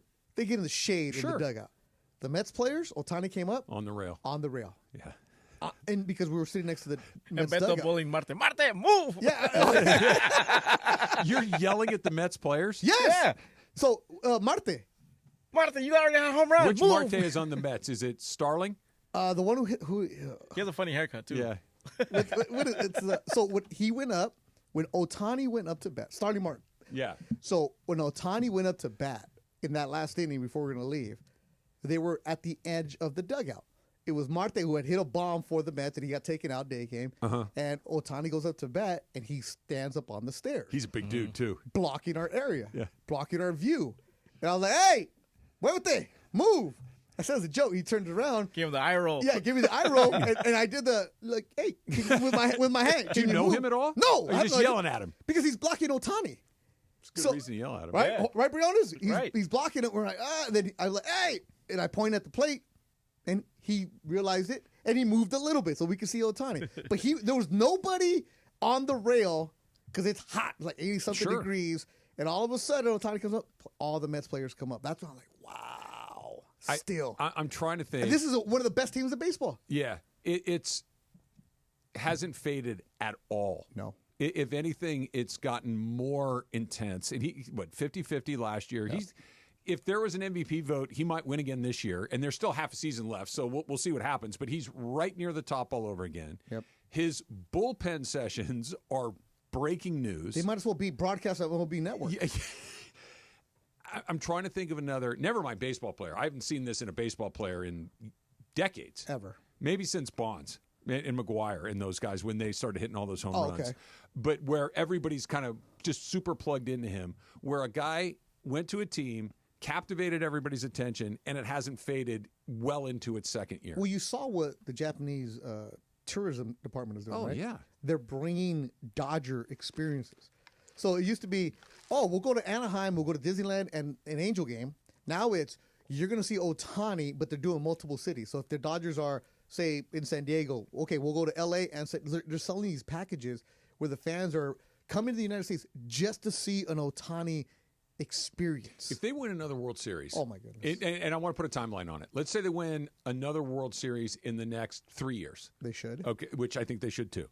He wins another MVP in the next 3 years, which is not far-fetched at all. He might get it. They might punch the ticket on both of those this year. Whatever happens after that, is it all gravy? Like if he gets two of both of those things right out of the chute, is it all gravy or does it have to be more than 2 titles, 2 MVPs? Because if you said 3, that doesn't seem far-fetched either. 3 doesn't seem enough.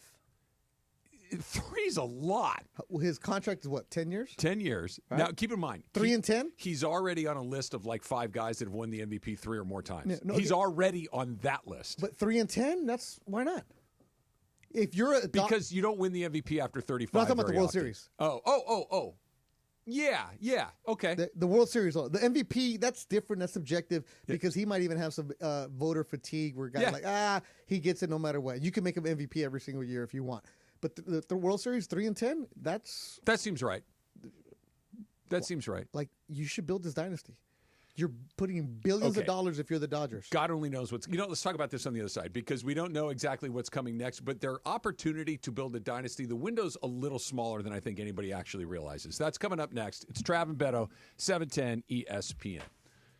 somebody that's got a little legal dynasty of their own, of course, is Joseph S. Normand. He's got a dynasty on the Travis Rogers accident calls, which we've made 2 of, unfortunately. If you are unfortunate to and find yourself in an accident, you're going to want somebody that knows what's up. You're going to want somebody that knows how the system works. And most importantly, you're going to want somebody that treats you like family, somebody that's going to make sure that you get what you deserve, that you're entitled to, that you get what the insurance company can do rather than what they think they can get away with. And that's what the law office of Joseph S. Normand does. He does it all day, every day. Make sure that the insurance company does what's right, does what they're supposed to do, not just because they got you on the phone first and they got you to agree to something. So if you're hurt in an accident, call Joe. 213-747-2000. 213-747-2000. You can go online at the law office of Joseph S. Normand. Don't take the insurance company's word for it. They're not on your side. They're on their side. Joe will have your back. 213-747-2000 and normandlegal.com. The most followed sports radio station in the world. In the world. That's right. In the world. 710 ESPN. You know it. Yeah, tell your friends. At ESPN Los Angeles on Instagram, Facebook, X, YouTube, TikTok, and Twitch. We're naturally entertaining. Yes. LA's mega sports station. 710 ESPN. When pain keeps you from doing what you love, Hoag Orthopedic Institute gets you back to you.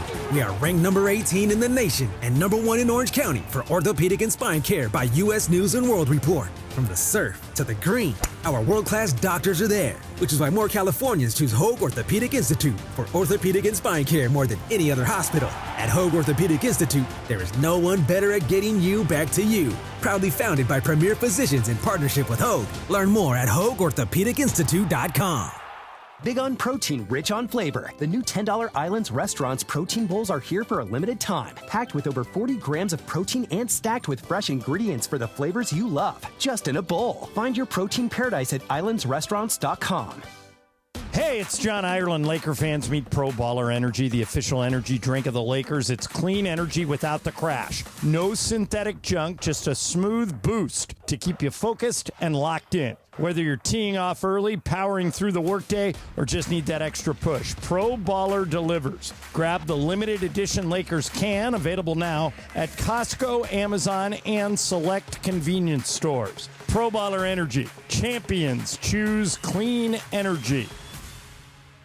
Hey guys, it's Sedano. Flashy discounts, gimmicky sales? Don't fall for it. At Hernandez Wholesale Flooring, we give you honest, wholesale pricing all year long. No bogus markups, no tricks, just the best floors at the best prices. Call 866-62-FLOOR. No sale beats wholesale. Hernandez Wholesale Flooring, check them out at hernandezwholesaleflooring.net or call them at 866-62-FLOOR.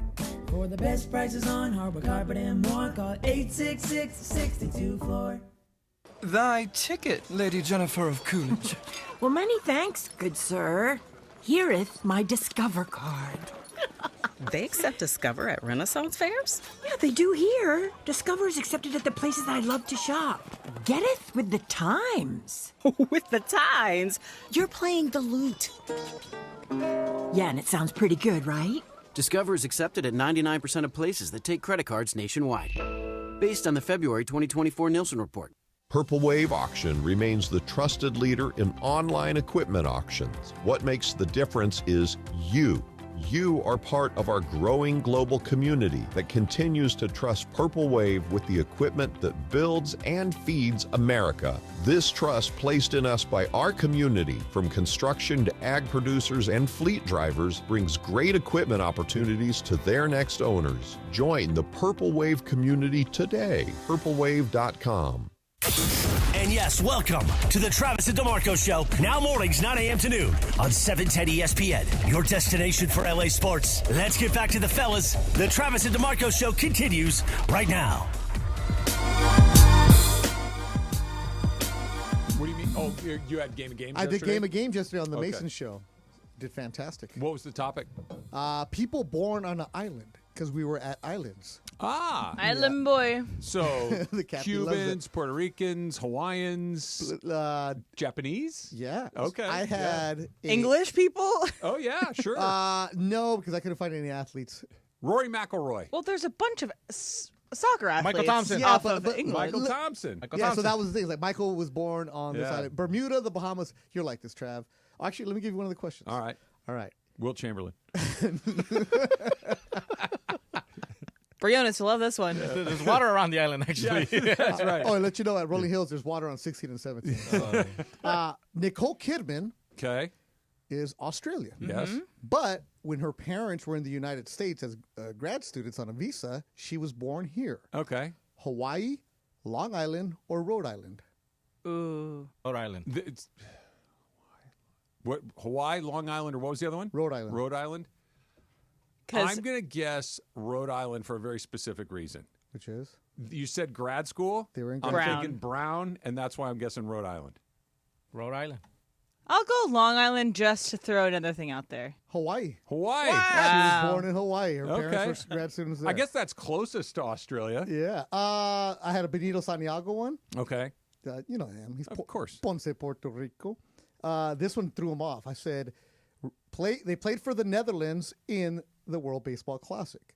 Xander Bogaerts is from Antigua, Aruba, or Curacao. Aruba. Yes, it's Yeah. Aruba. Oh, the Netherlands gets all the guys Yes. from Aruba. Yeah, Aruba and Curacao. Yeah. And then Aruba. Hanson. Aruba, yeah. Hey. And then the other one was like, well, his Sir Sidney Ponson. Yes. He was from Aruba. Yeah. Yeah. Let's see, one more for you. Oh, this is just for you, Travis. Okay. Fine. He We don't would- want to play. Well, Well, there's no water. There's water around this island. Yeah. Because there's no way you're going to know this. He was a quarterback for the Bengals in the 1979 draft, played at the University of Washington. Jack Thompson. Okay. From Fiji, Samoa, or Tonga? Samoa. Yeah, the throwing Yeah. Samoan. Yeah. There it is. All right, George, here's one for you. Okay. Mr. Wrestler. All right. All right. Mr. Fuji. El Santo. Mr. Fuji, who was the manager in WWF, Guam, Hawaii, or Saipan? Guam. Saipan's where Steve Mason once had movie theaters. In Saipan? Yes, he did. No kidding. Yeah. I would guess Saipan. He's from Hawaii. Hawaii. Mr. Fuji. There you go. Isn't Mount Fuji in Japan? Yeah. Yeah. So he had Yokozuna, different wrestlers. Okay. And then, what was it? Rihanna. I had a Rihanna one, Bad Girl Riri. She's Bahamian. Barbados. Barbados. Okay. Yeah. Patrick Ewing. Jamaican? Yes, sir. Yeah. Yeah. Oh, here, Mike Lowell. The guy from the Red Sox, Mike Red- Lowell? Mike Lowell. He's Cuban. Yeah. Yeah. No. No? Puerto Rico. Puerto Rico. Yeah. I knew he had Latino? yeah, I knew he can speak Spanish. Yeah. Yeah. And how about Nasty Nestor Cortez? Nestor Cortez is Puerto Rican? Miami. Cuban? Yeah. Yeah. So that was the game yesterday, game of games. 50-50. Yeah, 50-50. BC won it. Oh, good for him. Yeah. All right, so here's you were talking about that the Dodgers need to build this dynasty, and I think they're in the midst of it. And so real quick, tell me this. A dynasty is what in this? Is it have to be in a certain amount of time? Does it? Because if you're talking about a Dodger dynasty over the last 10 years, I think you can make the case. They've won the World Series twice. They've lost it 2 other times. They've been to the World Series 4 times in 10 years, won it half the time. Dynasty means you have to win them. Okay. You have to Fair win. enough. Like the Yankees were doing it, right? You have to win them. Getting Fine. there is great, but for the Dodgers, getting there is the expectation. I understand. Okay, so if you you got to don't win. get to the World Series, it's a failure. How many you got to win? 3 in 5 years, 3 in 6 years, 3 in 10 years. What is it? 3's great. 3 in 5. Okay. Okay, that's hard to do. It's hard to do. But if you want a dynasty, is hard to be. I agree. Here's why: if they're going to do that, it almost has to happen. They're going to need to get the next couple in the next 2 or 3 or 4 years. Yes. Because while Otani's going to be here for a long time, the rest of these guys are not. Freddie Freeman is still a high level guy. But he's on the other side of 35. Yeah. That he's going to be one of those guys that's going to be a good hitter when he's 40, but he's not going to be Freddie Freeman for another 5 years. And he's hurt. I think the same thing's for Mookie Betts. That as good as Mookie is, and Mookie takes great care of himself and all of those things, if Mookie Betts is like the vast majority of other guys that have played, he's going to start to decline. We've seen what's happened with their pitching. The only guy who I think's best years are still in front of him is Yamamoto. Mm-hmm. The rest of these guys are either at their peak or on the backside of this. We'll see what they continue to draft. You look around the rest of their team, it's not a particularly young team. Will Smith is not a young player. I know that you've got Rushing who's but they just signed Will Smith. Most of their core guys are at their peak right now. Peak doesn't typically last very long. This is not like hey, we got 10 years to win 4 or 5 World Series. You got like 4 years to win 2 more. No, I'm not looking at Otani when he's 35. I'm not thinking about that. What you're getting after like year 7, 8, 9, that's bonus for me. I'm talking about right now. I'm with you. Peak performance where Otani is, oh my goodness, stop what you're doing. You have to take advantage of players' peak performance years, which is right now, and which is what the Angels did not do with Mike Trout. It's what the Can I interrupt you real quick? I need to say this out loud because it's like holding in a sneeze, or I'm going to go crazy. The Angels had Otani and Mike Trout for 6 seasons and didn't give him the resources and did not play one meaningful game. No, not one. All right, go ahead. Focus here. Dodgers. Got it. Blue. Time for 6 Dodger years. baseball. Not for one season where these 2 stars cross. Like, for instance, like I wasn't trying to poke the bear when here. you look at this and you say, like, oh, the hands are out. You talk about Aaron Judge and Juan Soto were teammates for 1 year. Yeah. Okay, and it's like, wait, 2 of the best players of their generation were on the same team at the same time. What happened? Got to the World Series. They went to the World Series. Well, of course they did. 6 years. All right. Focus here, Travis. Come on. 6 years. They didn't come play back to the one ravine. game that come mattered. back to the ravine. Dieter Rule is playing the Oregon. Oh, go ahead. There you go. Oh, yeah. You're walking through the reserve and you see the field. Looks good. All right. 76 sign is out there. Okay. The Coca-Cola bottle. I'm back. There you go. All right. 6 years. Wasn't trying to get you riled up I know. here. But that's what they have to do. If you want to go and be considered one of the best dynasties ever, you have to win in these years. You have to. Because what's the point of spending all that money and not winning? And I'm not saying the Dodgers are a failure if they don't win the World Series, but you have to get there and perform. So they get into the World Series, but how are you going to go down in history? Are they going to be a really, really good team or a dynasty team? This is I've heard Andrew Friedman say this. I agree with this with one carve-out. He's called it the golden era of Dodger baseball. It is. Yeah, it's great. That over the course of the last 10, 15 years, they've either been excellent or pretty good. And they've been to the World Series a bunch of times. They've won a bunch of games along the way. They've won the division, 12 or 13 years? I think they've only lost it twice. Yeah, that 1 year they were the wild card. Is an extraordinary run, but you're right. If you look back, fast forward to Otani's, Otani Jr. is coming up through the minor leagues, right? And we're at that point in the cycle. And you look back and it's like the Dodgers won the division how many years in a row, or how many years? They're the Atlanta Braves. You got to punch the ticket a few more times, not 10 more times, but especially now because Mookie, Freddie, Otani, and they've hit on Teoscar, they hit on Will Smith, they hit the guys who help on Max Muncy, guys that are not just guys, they're above the line guys. They're support staff. Yeah, but all of it is above the line. You have to win more World Series. If you have a Mookie and Otani, you have to do the World Series. You got to have the parade. It was great last year to have it, but it's not even being greedy.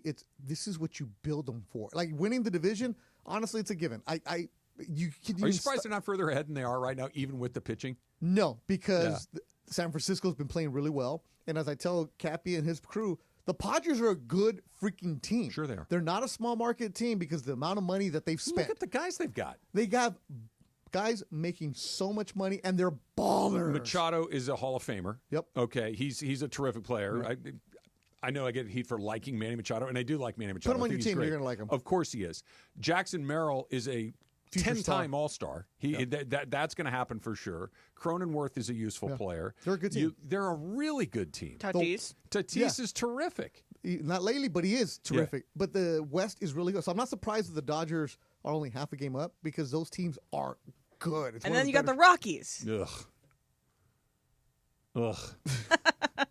I know people that work there, and it's just like, oh, how do you sell tickets there? You don't. It's a pretty night out. It's a very beautiful park, and you have nice views. And they're not going anymore. So are the mountains. Yeah. And and if you live in Denver, there's so much more to do in Lodo. Yeah. Then go to that, watch that. Man. Is there any water? Yeah. Not at the U.S. Open. Tell you.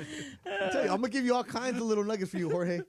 How do you get under from hole 16 to 17 under the highway there? There's a tunnel? Yeah, because I don't see the. Well, there was a bridge.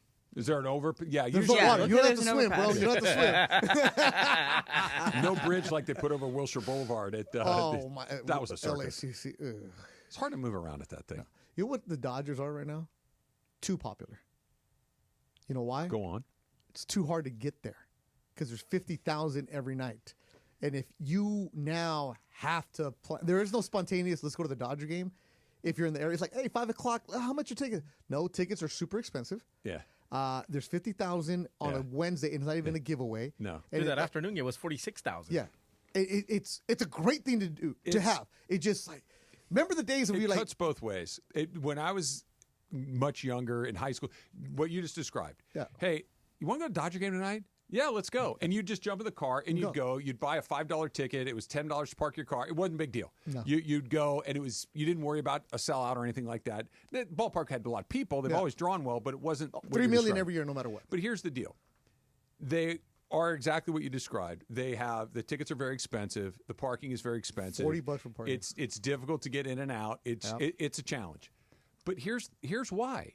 Because they've taken so much of the money that we've given them, and they've reinvested it into the team. Thank and you. it's a really good team. As a guy who covered the McCourt era. That's what I'm saying. It's expensive to go watch Otani, but you know what you get to do? Watch Otani. you get to go. Mookie Betts makes what? Yeah, but you get to go watch Mookie Betts 80 times a year. You get to go watch Freddie Freeman. You get to watch in a ballpark that is still as beautiful as it was on the day that it opened. It is a premium experience. It's just now accompanied with a premium price. The other day, I was talking to one of my friends that I went to the game with, and I'm like, look, when we were in right field, I'm like, back in the day, I was telling his son, back in the day, if you were in right field, you had to stay in right field. If you want to go to connect. No, they didn't connect, and you were locked in your spot. Okay. And you had to, if you want to go to the bathroom, you had to go underneath. Yes. And it was a trough. Yes. And like now in left field, they have a speakeasy. And I was telling this kid, he's like, this is not. I'm like, you don't understand. This was asphalt. This was concrete. There was nothing back here. You couldn't get into the rest of the stadium. You were like locked into the pavilion. It was a separate, and you couldn't. And it was also, if you were in the reserve, you couldn't go down. No. It was just wherever you're at. Okay, you'll know this. That's why it's great that they invested so much money in the stadium. Emily, I'm curious if you've ever witnessed this. How long have you been in LA? 4 years about? Yeah. Okay. There was not just once or twice a season. It was frequently where one of the right, it was almost always right field. It was just closed. Yeah. There was nobody in it. They wouldn't even sell you a ticket to it. Like if you wanted to come, you could sit in the left field pavilion, you could sit at top deck, you could sit in reserve, but we're not even going to open it because we don't want to clean it, we don't want to staff it. We're just not. When was the last time that happened? Remember they put the right field all you can eat? Oh yeah. Because they weren't selling tickets in right field. Thanks, McCourt.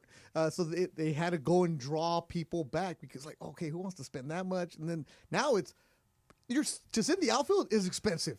It's expensive. It's $70. It's $70 to sit in the outfield. Wow. That used to be the $5. 20. I mean, $5 top deck, $5 pavilion. Yeah. And it was the best deal in town. But it's not like the prices have gone up and the products they're okay. No, they're investing in the team. It's Otani, it's Betts, it's Freeman, it's Sasaki, it's Yamamoto, it's Snell. It is a premium product every night, but now you got to pay a premium price. And now let's win. Yeah. But you can't say, hey, they're not doing what they're. You're asking me for $24 for a big can of Modelo? Yeah, I am. There's Otani, there's Betts, there's Yamamoto, there's Sasaki. Yes, I am asking for $24 for that can of beer. Well, Artie lowered the beer prices.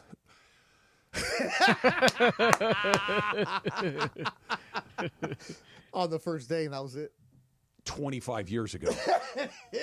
Bro, I was just there. It was 2 nachos, like the helmets, and 2 beers, $80. Where, at Angels? Yeah, but it was the chicken nachos with the works. And look around Any out water? there. Oh, look, there's Joe Adele. Great. Hey, the Angels have won, I think, 6 in a row. They're not a bad team. They're a mediocre team.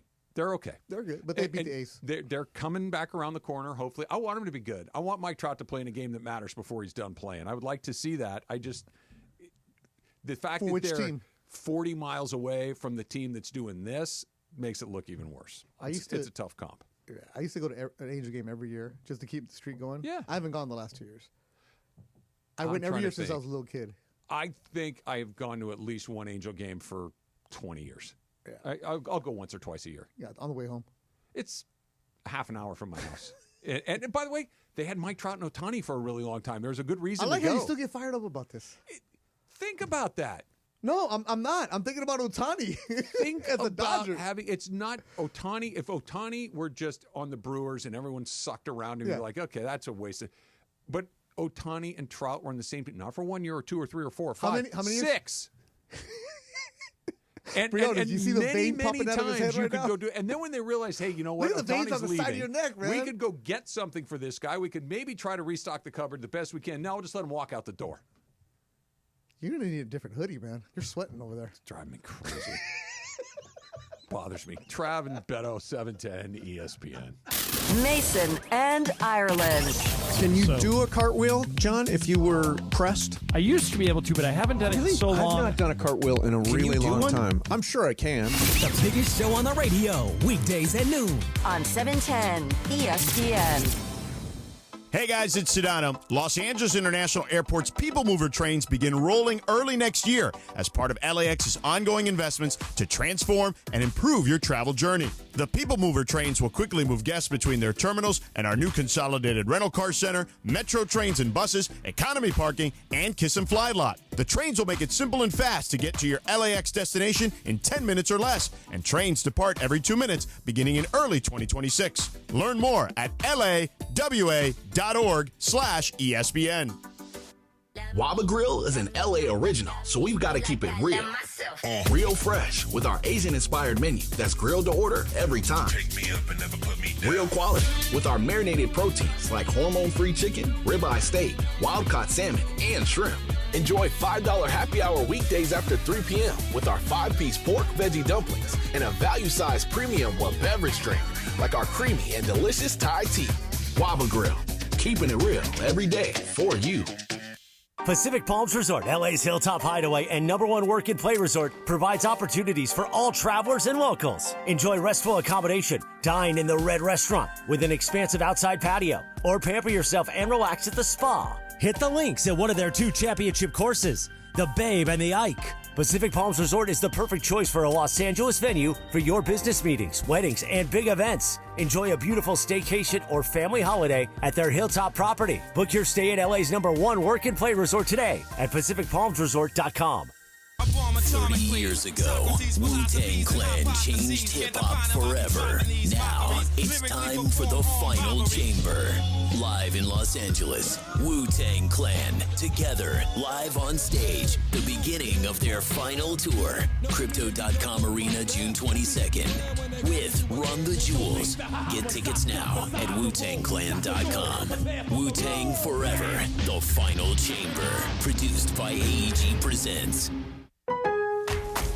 Now more than ever, Lowe's knows you don't just want a low price, you want the lowest price. And with our lowest price guarantee, you can count on us for competitive prices on all your home improvement projects. If you find a qualifying lower price somewhere else on the same item, we'll match it. Lowe's, we help, you save. Price match applies the same item, current price at qualifying retailers. Exclusions and terms apply. Learn how we'll match price at Lowe's.com/lowest price guarantee. Oh, these polymers aren't as flexible as batch K3. Researcher Laurie is stretched thin. Did you get the vulcanization analytics from V66? Oh, wait, are these rubber scores from last week? She needs to hire new lab technicians so she can bounce back into her old self. I need Indeed. Indeed you do. Our matching platform lets you spend less time searching and more time connecting with candidates. Redeem your $75 credit at Indeed.com/credit. Terms and conditions apply. And yes, welcome to the Travis and DeMarco Show. Now mornings, 9 a.m. to noon on 710 ESPN, your destination for LA sports. Let's get back to the fellas. The Travis and DeMarco Show continues right now. Don't be surprised if this thing walks out with me. Don't worry. It's going to take a while to break it in. No, that's why it's a good glove. Yeah. If you get the glove that you can't move, that's the right glove. It's real leather. Yeah, it's a good cow. One of these. It's an A2000. It's a Heart of the Hide. I could and again, Travis isn't the head of PETA over here. No, real leather. No, this is. Let's use the leather for good things like this, right? All right, if you want to play at ESPN LA's second annual listener game, why not? Visit ESPNLA.com right now for your chance to secure a roster spot. You can play for either my team, Team Travis, or you can play on DeFar's team, Team DeMarco. Visit ESPNLA.com today, thanks to the law office of Joseph S. Normand. You ready for Live basketball? What? Right, you know Live Golf. Yeah. Where the Saudis came in with a bunch of money and bought a bunch of guys and said, we're going to do a golf tournament over here, and now we have 2 golf tours, and both of them are worse for the wear, right? What if they did the same thing for basketball? That's been kind of floated out there for years and years, where somebody with exceptionally deep pockets, maybe it's the Saudis or maybe it's not, but basically comes in and says, we'll take you, and you. And they're not going to take every NBA star, but what if you get just enough of them? A couple old vets, maybe. Old vets or a couple of internationals. You know, let's say that Nikola Jokic, who loves to be home, gets to play closer to home more often for way more money, less games, closer to home. And you don't got to get them all, but you know that of the 10 best players in the world, 3 of them don't even play in our league anymore. And they're you know in that league over there. Who's a big proponent of this? Rich Paul, who I don't know who he's friends with, but, maybe some of his friends want to come along. So he wants to start a league. It's been rumored. How many teams would you have? You don't need more than 3 or 4 because you're going to barnstorm. It's not a league in the sense it's a barnstorming thing. It's not a league like the NBA. We've got let's call it 4 teams. It'll be like Big Three. So you need 4 teams get you 60 guys. Okay, 15 guys on each team, just to round numbers. Of the 60 guys in this league, we have 3 of the best players in the world. We got 10 other guys that you've heard of, and then dudes that are just guys that are out there. And now the 10 best guys in the league in the NBA, 3 of them aren't here anymore. 5 or 10 other guys that you used to know aren't here anymore. They're over there. Instead of playing 82 games, we play 30 games. We play them in Monaco. We play them in Qatar. You play and them do it in like UAE. a stopover, like and you just do a kinda weekend come in this Play a place. series. We'll play a series in Monaco this week. Oh, next week we're in Madrid. The week after that we're in Florence. So let's see. LeBron this year's gonna make $52 million, right? Mm-hmm. So you want to get stars on that level, right? The superstars who are making $50 to $60 million a year. Okay. So how much is it going to be for you to leave? Do you think that the people that are bankrolling this stuff care at all about throwing $100 $100 million player, at that guy? I'm going to take. I leave for $75 million, right, a year. I think it depends on who it is. Let's say Jason Tatum. Okay. A guy like that. Okay. Still in his prime. Yep. Right. You going to leave that and then you're going to go play against guys that aren't on your level?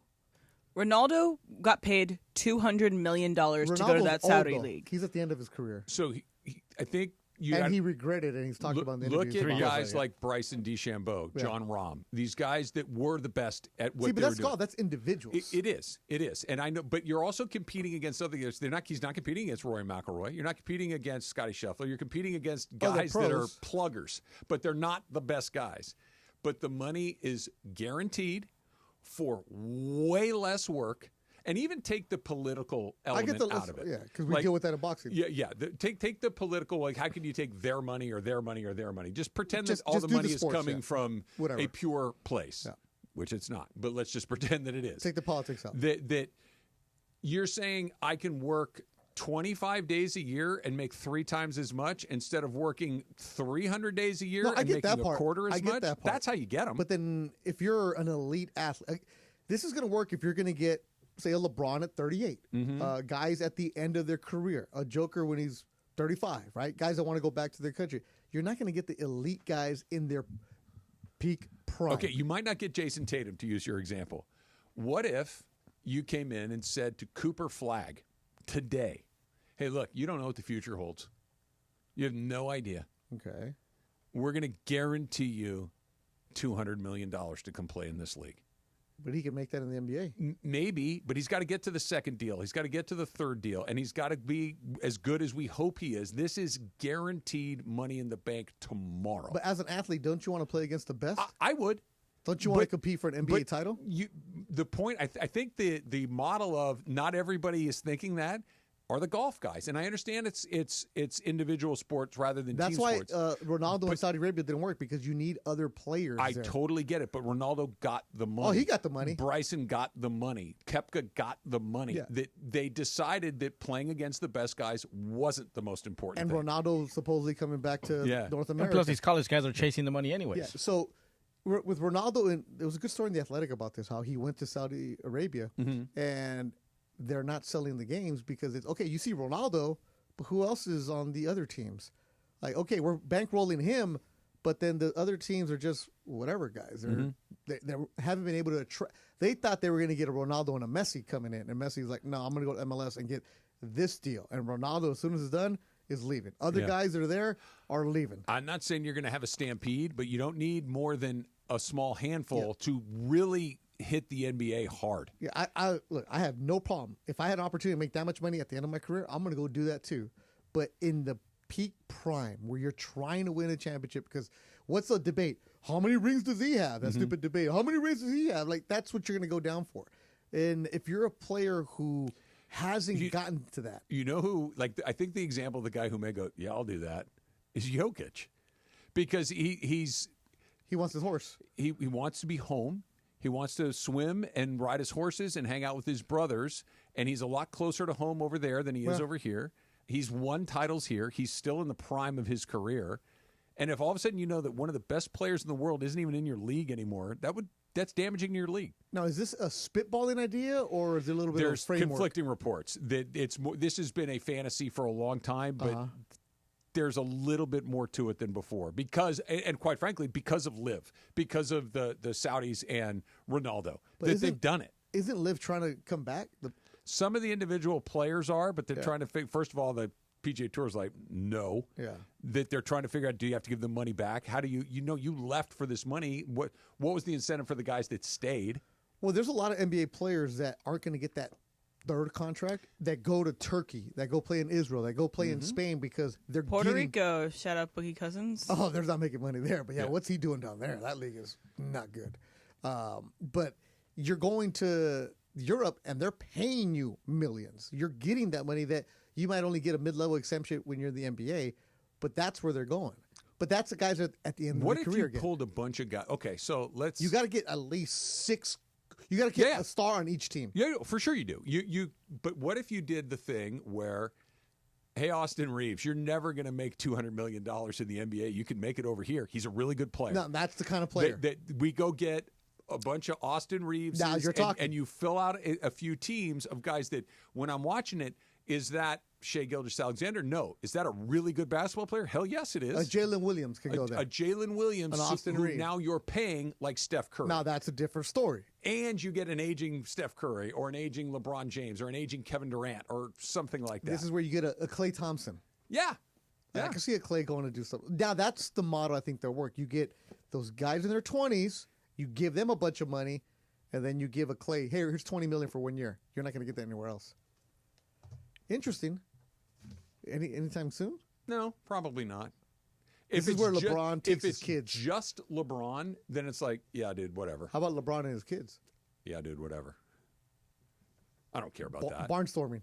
I don't care about that. The Ball brothers. Because it's exactly what you just said. I know it's not the best guys. LeBron is, but his kid isn't. LeBron is LeBron James and a aged LeBron James, still really good, but nah. The Ball brothers, I know LaMelo's really good. The rest of them, yeah. You need more than that. I just like watching the best. Yeah. Yeah. No. That's why you don't like the bananas. But you know why I don't like the bananas? Because it's not funny. Yeah, it is. No, it's not. Oh, come on. No. They have the great Gambino at Angel Stadium. He's an actor. No, he's not. He's a catcher. The Dub coming up my next. dog looked like... You throw. Yeah, no. I'm glad that people like it. Go ahead. Leave me out of it. Not doing it. The Dump is coming up next. Beto's in for DeMarco. Let me tell you about my friends at NextGen, right? NextGen does not just heating and plumbing, but they do air conditioning, electrical, everything inside your home. NextGen is going to be able to hook you up. And with summer coming, you know what's coming next. Heat, hot, right? So don't let your system throw you that curveball. The industry is experiencing all sorts of shortage, rising prices, it's happening again, which means now is the best time to replace before the prices go up and up and up. So don't get stuck in the heat where you can't get somebody to come out, and if you do, they're charging you an arm and a leg. Next Gen is offering you, the ESPN LA listener, a free whole home air cleaner with any new AC install, right? You get to enjoy cleaner air and total home comfort this summer, and you get peace of mind with Next Gen's lifetime warranty on selected units. And this is where they take care of you no matter what. They're open 7 days a week. Limited lifetime warranty is available to you. Financing options available. Next Gen's going to make it happen for you. So why not give them a call before it gets super hot out there? 833-3NEXTGEN. That's 833-3NEXGEN or nextgenairandplumbing.com.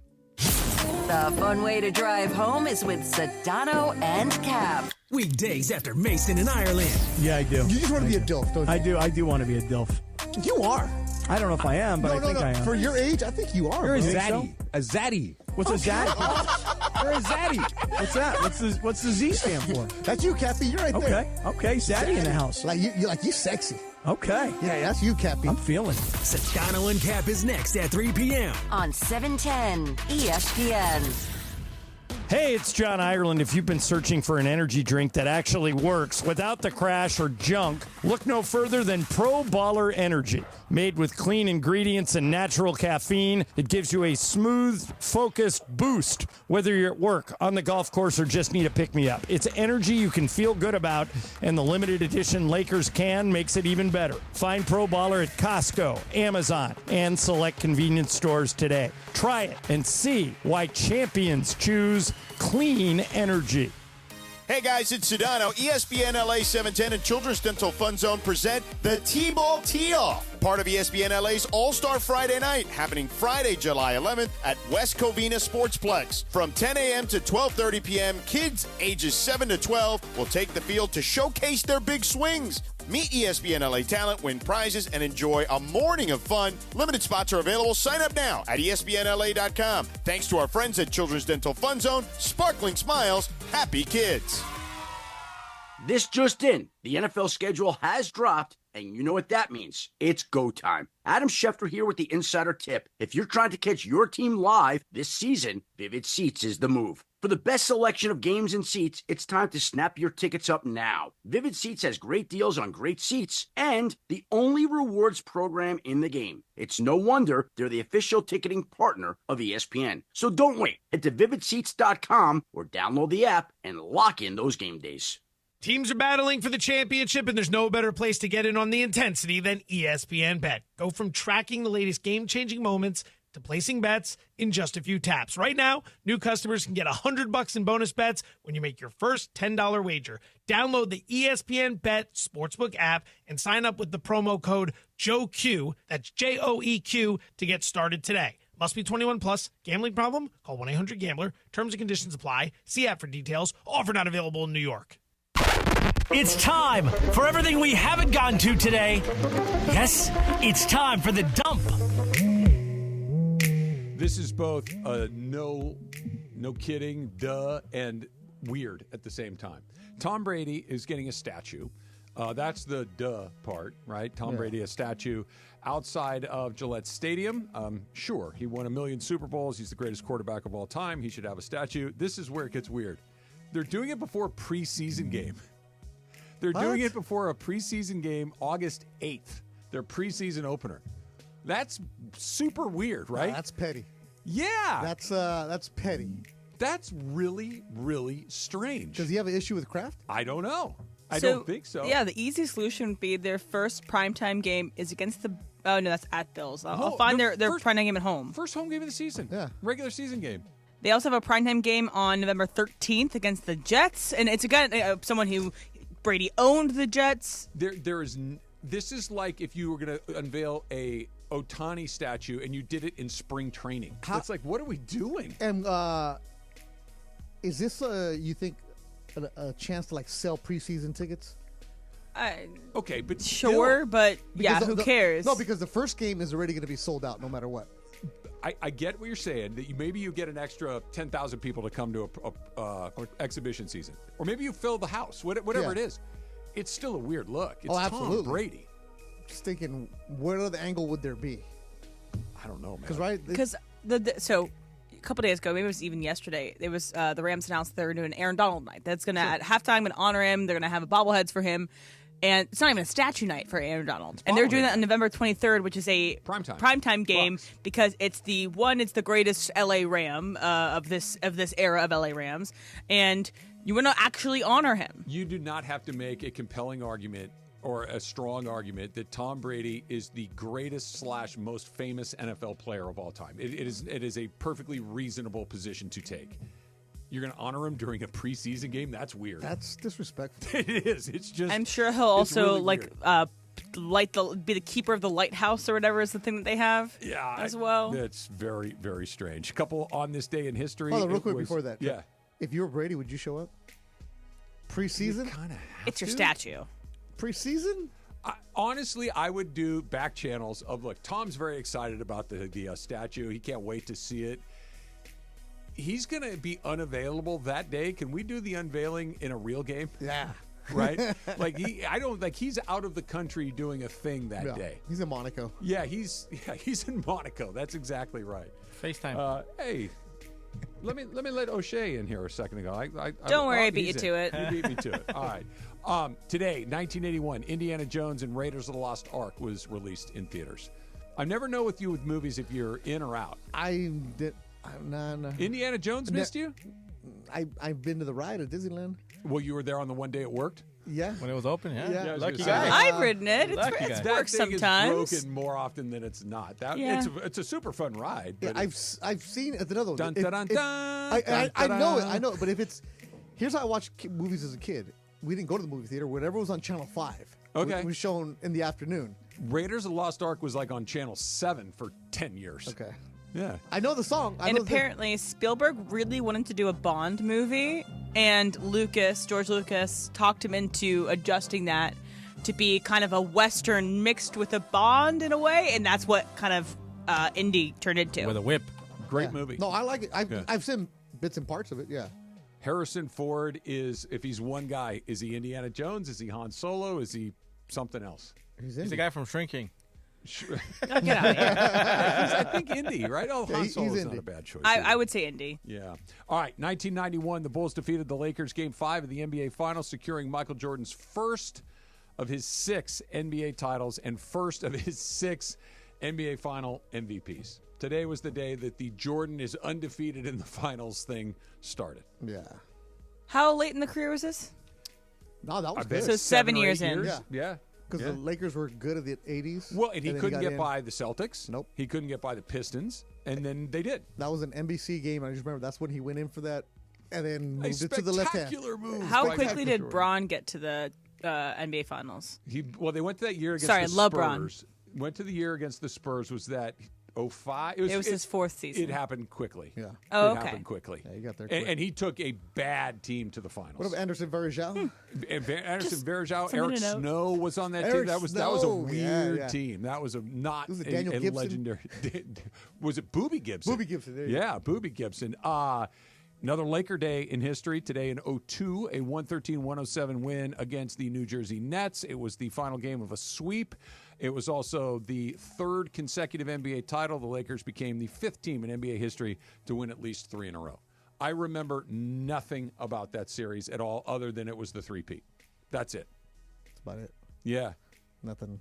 Nothing. Nothing much. Nothing. I remember Jason Kidd was on the Nets. That's the only other part I remember about that. That's it. Yeah, that is weird. That is a really weird. At the Meadowlands? Yeah, they were still in Jersey, too. They were Jersey. Yeah. Warriors defeated the Cavs, Game 5 of the NBA Finals, to secure the title in Kevin Durant's first season with the team. Kevin Durant, MVP of that finals, and good for Kevin Durant. Kevin Durant seems to be an unhappy individual, just perpetually displeased. Nah, he's good. Is he? Yeah, he's good. Maybe you guys would get along. I do. I get along I'm with just him great. kidding. No, Travis, you have a happy disposition. You just tend to be a little pessimistic. I am pessimistic, but I'm not even remotely unhappy. Yeah. You're happy, but No, pessimistic. Katie is happy. I think he just goes after people. That's what he does. He moves on a lot. He's very He moves on a lot. He has a lot. His outside interests are very, very interesting. Yeah, that's fine. Like I'm talking about like his business side. Yeah. Like his circle is very interesting. I'm not saying he's not intelligent. I'm not saying he's not interesting. I'm saying seems unhappy. Nah, just as a guy. He's just he's kind of like a young you. No. Yeah. No, because I'm not the least bit unhappy. He doesn't want anybody on his lawn. He doesn't want anybody sleeping over the house. Nah. I'm not. You're happy. When it comes to sports, I am pessimistic, but in life, I'm really not. Yeah, you're good.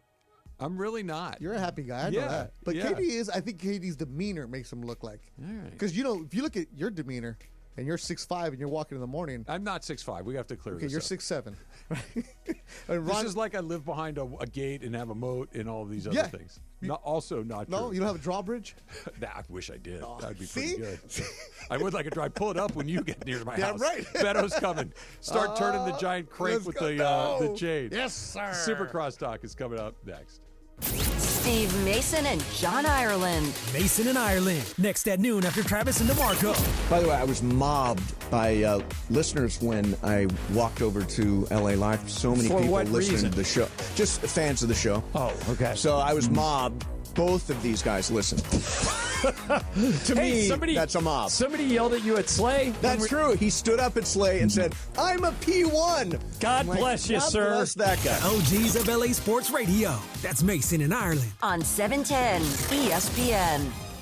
Hey guys, it's Sedano. Los Angeles International Airport's People Mover trains begin rolling early next year as part of LAX's ongoing investments to transform and improve your travel journey. The People Mover trains will quickly move guests between their terminals and our new consolidated rental car center, metro trains and buses, economy parking, and Kiss and Fly lot. The trains will make it simple and fast to get to your LAX destination in 10 minutes or less, and trains depart every 2 minutes beginning in early 2026. Learn more at lawa.org/ESPN.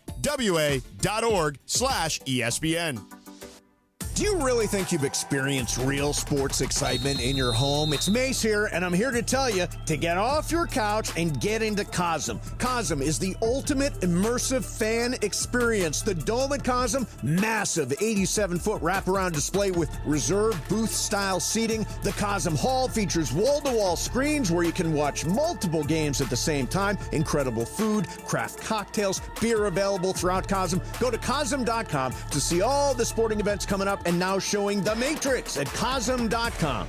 Post Malone presents the Big Ass Stadium Tour. 9-time Diamond certified and 16-time Grammy Award nominated phenomenon, Post Malone. His biggest headline tour, live at SoFi Stadium June 19th. Global superstar Post Malone with Jelly Roll and special guests Wyatt Flores and Chandler Walters. Get tickets now at livenation.com. Hey guys, have you checked out the all-new Park West Bicycle Casino? Just 9 miles from downtown LA and near the 710 freeway, it's completely reimagined with new ownership, renovations, and upgraded amenities. We're also home to California's largest card room jackpot ever, $3.7 million.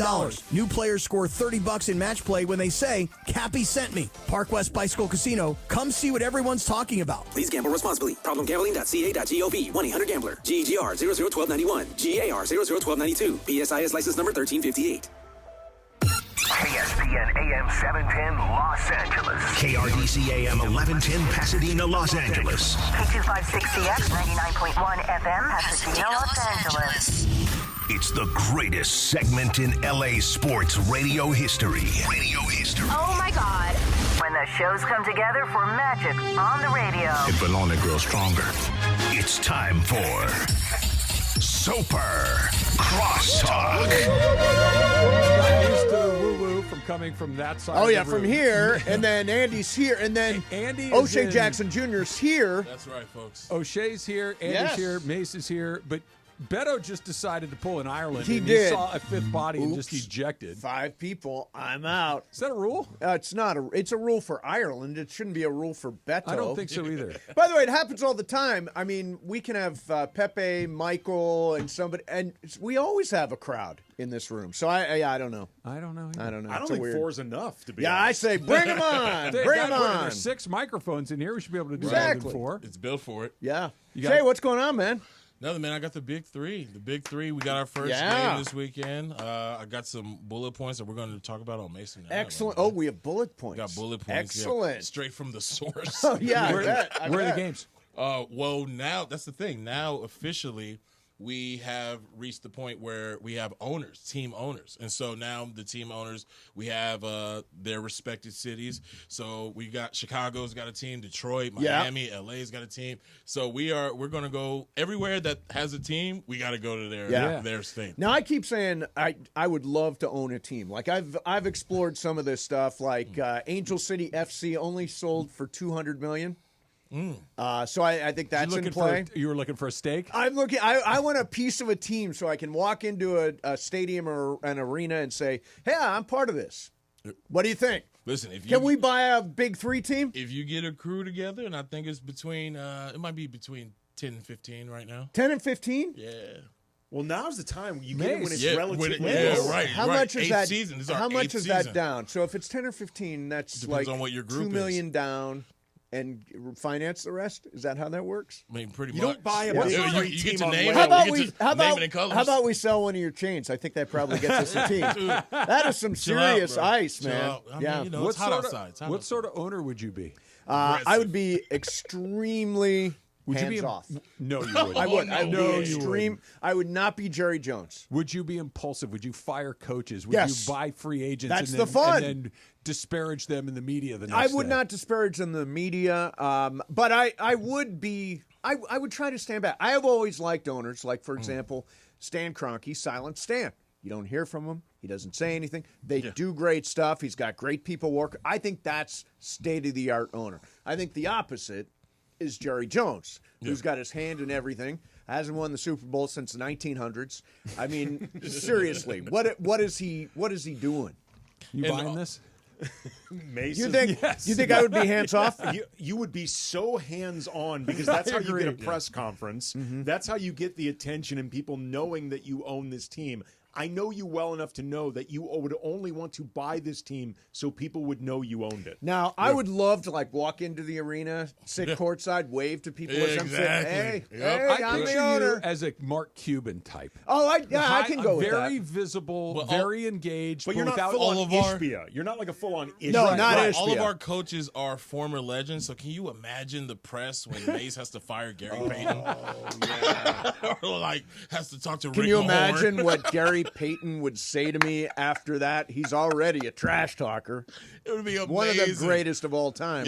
What about minor league baseball for you? Oh, I would love that. Yeah. A minor league team is fun. I wonder how much it costs. Like the Rancho Cucamonga Quakes. I wonder how much that is. Yeah. You know what's amazing about that? You didn't go through minor league baseball, but when I went out there and did a thing with the Quakes a number of years back, they had a situation where players would stay with the families of really big. Did you ever do that? I did that. You did? I was the player in this situation. So the summer between my sophomore and junior year of college, I went and played in the Jayhawk League, which is a collegiate baseball league in the Missouri, Iowa, Nebraska, Panhandle of Texas, like that whole part of the country. And I stayed with the Badanskis in Clarinda, Iowa. Yep. I lived with their 10-year-old son in his bedroom. We had bunk beds. Yep. And we would hang out and play video games and Yahtzee in the basement when it wasn't game days. People do not remember, and I don't know if it's still the same. It's been a long time since I did minor league baseball, but these guys do not make a lot. And I remember as a kid, went to the grocery store one night, late at night, and it was wintertime, so it was the off season. I walk in, and there is, I won't say his name, but a left-handed starting pitcher for the Toledo Mud Hens stocking shelves, along with my 6th grade teacher, Mr. Rochong. Wow. So Mr. Rochong and this player were both. I love how you threw out the teacher's name. You're like, the pitcher out of this. Player I'm make not the gonna big mention the pitcher I know lives here. I know he lives in Southern Did he California. make the big leagues? No. No, he did not. He did not. Okay. Yeah. We painted houses during the day, played baseball at night, and I played more Yahtzee in my life. Lots of Yahtzee. At that point. Yeah, there's not a lot to do in Clarinda, Iowa. No, Clarinda, Not Iowa. a lot to do in Iowa. 1,500 people. Nice state, apparently. There was by all accounts. So the ballpark kind of sat like this, no, right? Jay's like, no. And behind down the right field line, on the other side of the street, was where they processed pigs for meat. Oh, that probably sounds great. So, O'Shea, there would be these truckloads of pigs that would come in all day long, making that sound as loud as you can possibly imagine, but not for long. No, then came what they call the coup de grace. Yeah. Do you know that's the actual origin of that term? No way. Yeah, the origin is this is what you do to put the down before it goes to the center. Yeah, the old mute button. Yeah, exactly. Yeah, there was coup de grace. A lot of fresh meat in Clorinda. That's crazy. Yeah. So I got you guys answer this question for me. Okay. I haven't watched a ton of Oklahoma City until the finals here. Right. Do they never run plays in the fourth quarter? Or was that just something they tried last night to just see, hey, let's just run around like crazy for 8 minutes at the end of the game? He threw everything out the window late in that game. It was kind of like everything in the kitchen sink. I mean, honestly, a lot of basketball games late in the fourth start devolving. I mean, guys into get just frantic. Right, guys get tired. For 9 minutes? I understand what you're saying, but we watched a lot of Laker games where in the fourth quarter they were clearly running nothing. But usually the Lakers are running nothing because they didn't have a lot to run. What makes Oklahoma City is they have so many options, so many good players. But there was just chaos. They've never been a great half-court team. They have largely been best in transition when they're really pushing pace, putting a defense on its heels, and Indiana did a good job keeping them out of it. That's what you do when you're the young team. You just outrun. You just outrun constantly. And then when you get into that half-court offense, that's where a lot of people are like, SGA's foul merchant. And when that's not working, it just looks wonky. And then, turnover. Call a timeout. Points off Set turnover. something up. Yeah. I mean, Chet looked like he was about to die. He could barely breathe out there. It just seemed like they were. So I'm pulling this number happen. I found because obviously Indiana is however Tyrese Halliburton goes, but I did not realize it was to this degree. In games where Tyrese Halliburton scores less than 20 points, Indiana's 27-28. Okay. Wow. In games where he has scored 20 or more, they're 33-4. And that matches too. I've gone through some of the numbers for splits with Halliburton for field goal attempts. All of that stuff. I went through splits. Did you go through splits? I go through a lot of splits. We all talk about the the splits. That's why I wore today. sweats today. It's all splits today. But the more Halliburton puts up shots, the better they tend to do. Yeah. It is actually kind of that simple. Now, are you into it, Trev? It kind of hooked me last night. Did it? Good. Last night was the first time, and again, it's only been 3 games, but it was the first time I'm like, okay, but what's missing, 2 things are missing in my opinion. Number one, I don't have a rooting interest in who wins. Right. Like I don't.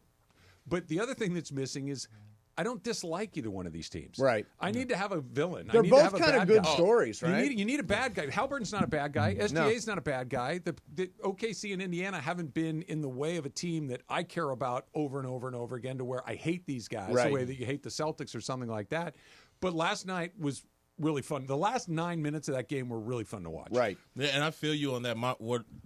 This is how much Laker propaganda is in my brain. Good. Listen, when it's something like this, teams that I'm not even thinking about, I try to find a Laker on each team to be like, all right, I'm rooting for them. Then And it's Alex Caruso and Thomas Bryant. Right. But then so I just chalked it up to a friend of the family, Mike Epps is from Indiana. Okay. There you go. Let's go Indiana, all day. I need to meet Mike Epps, I guess. Yeah. Mike Epps. I need to. Do you like Reggie Miller? Do you want to see Reggie Miller happy? No, but I don't dislike Reggie Miller either. He's a Bruin. Yeah, he is a Bruin. That is More true. of a Cheryl guy. That is true. Spoken like it. You got 2 Trojans in the house. I don't know. All right, that's Supercross Oh, Talk. Is that it? I only did 4 people for 12 4 minutes. Oh, yeah. Beto I don't leads blame with you. 5. I only do 4 If I people leave, for 12 will you minutes. do another 12 minutes? So No, it's I only did that 3 yesterday. Oh, It's okay, all got yours. it. It's all yours. We'll see you tomorrow.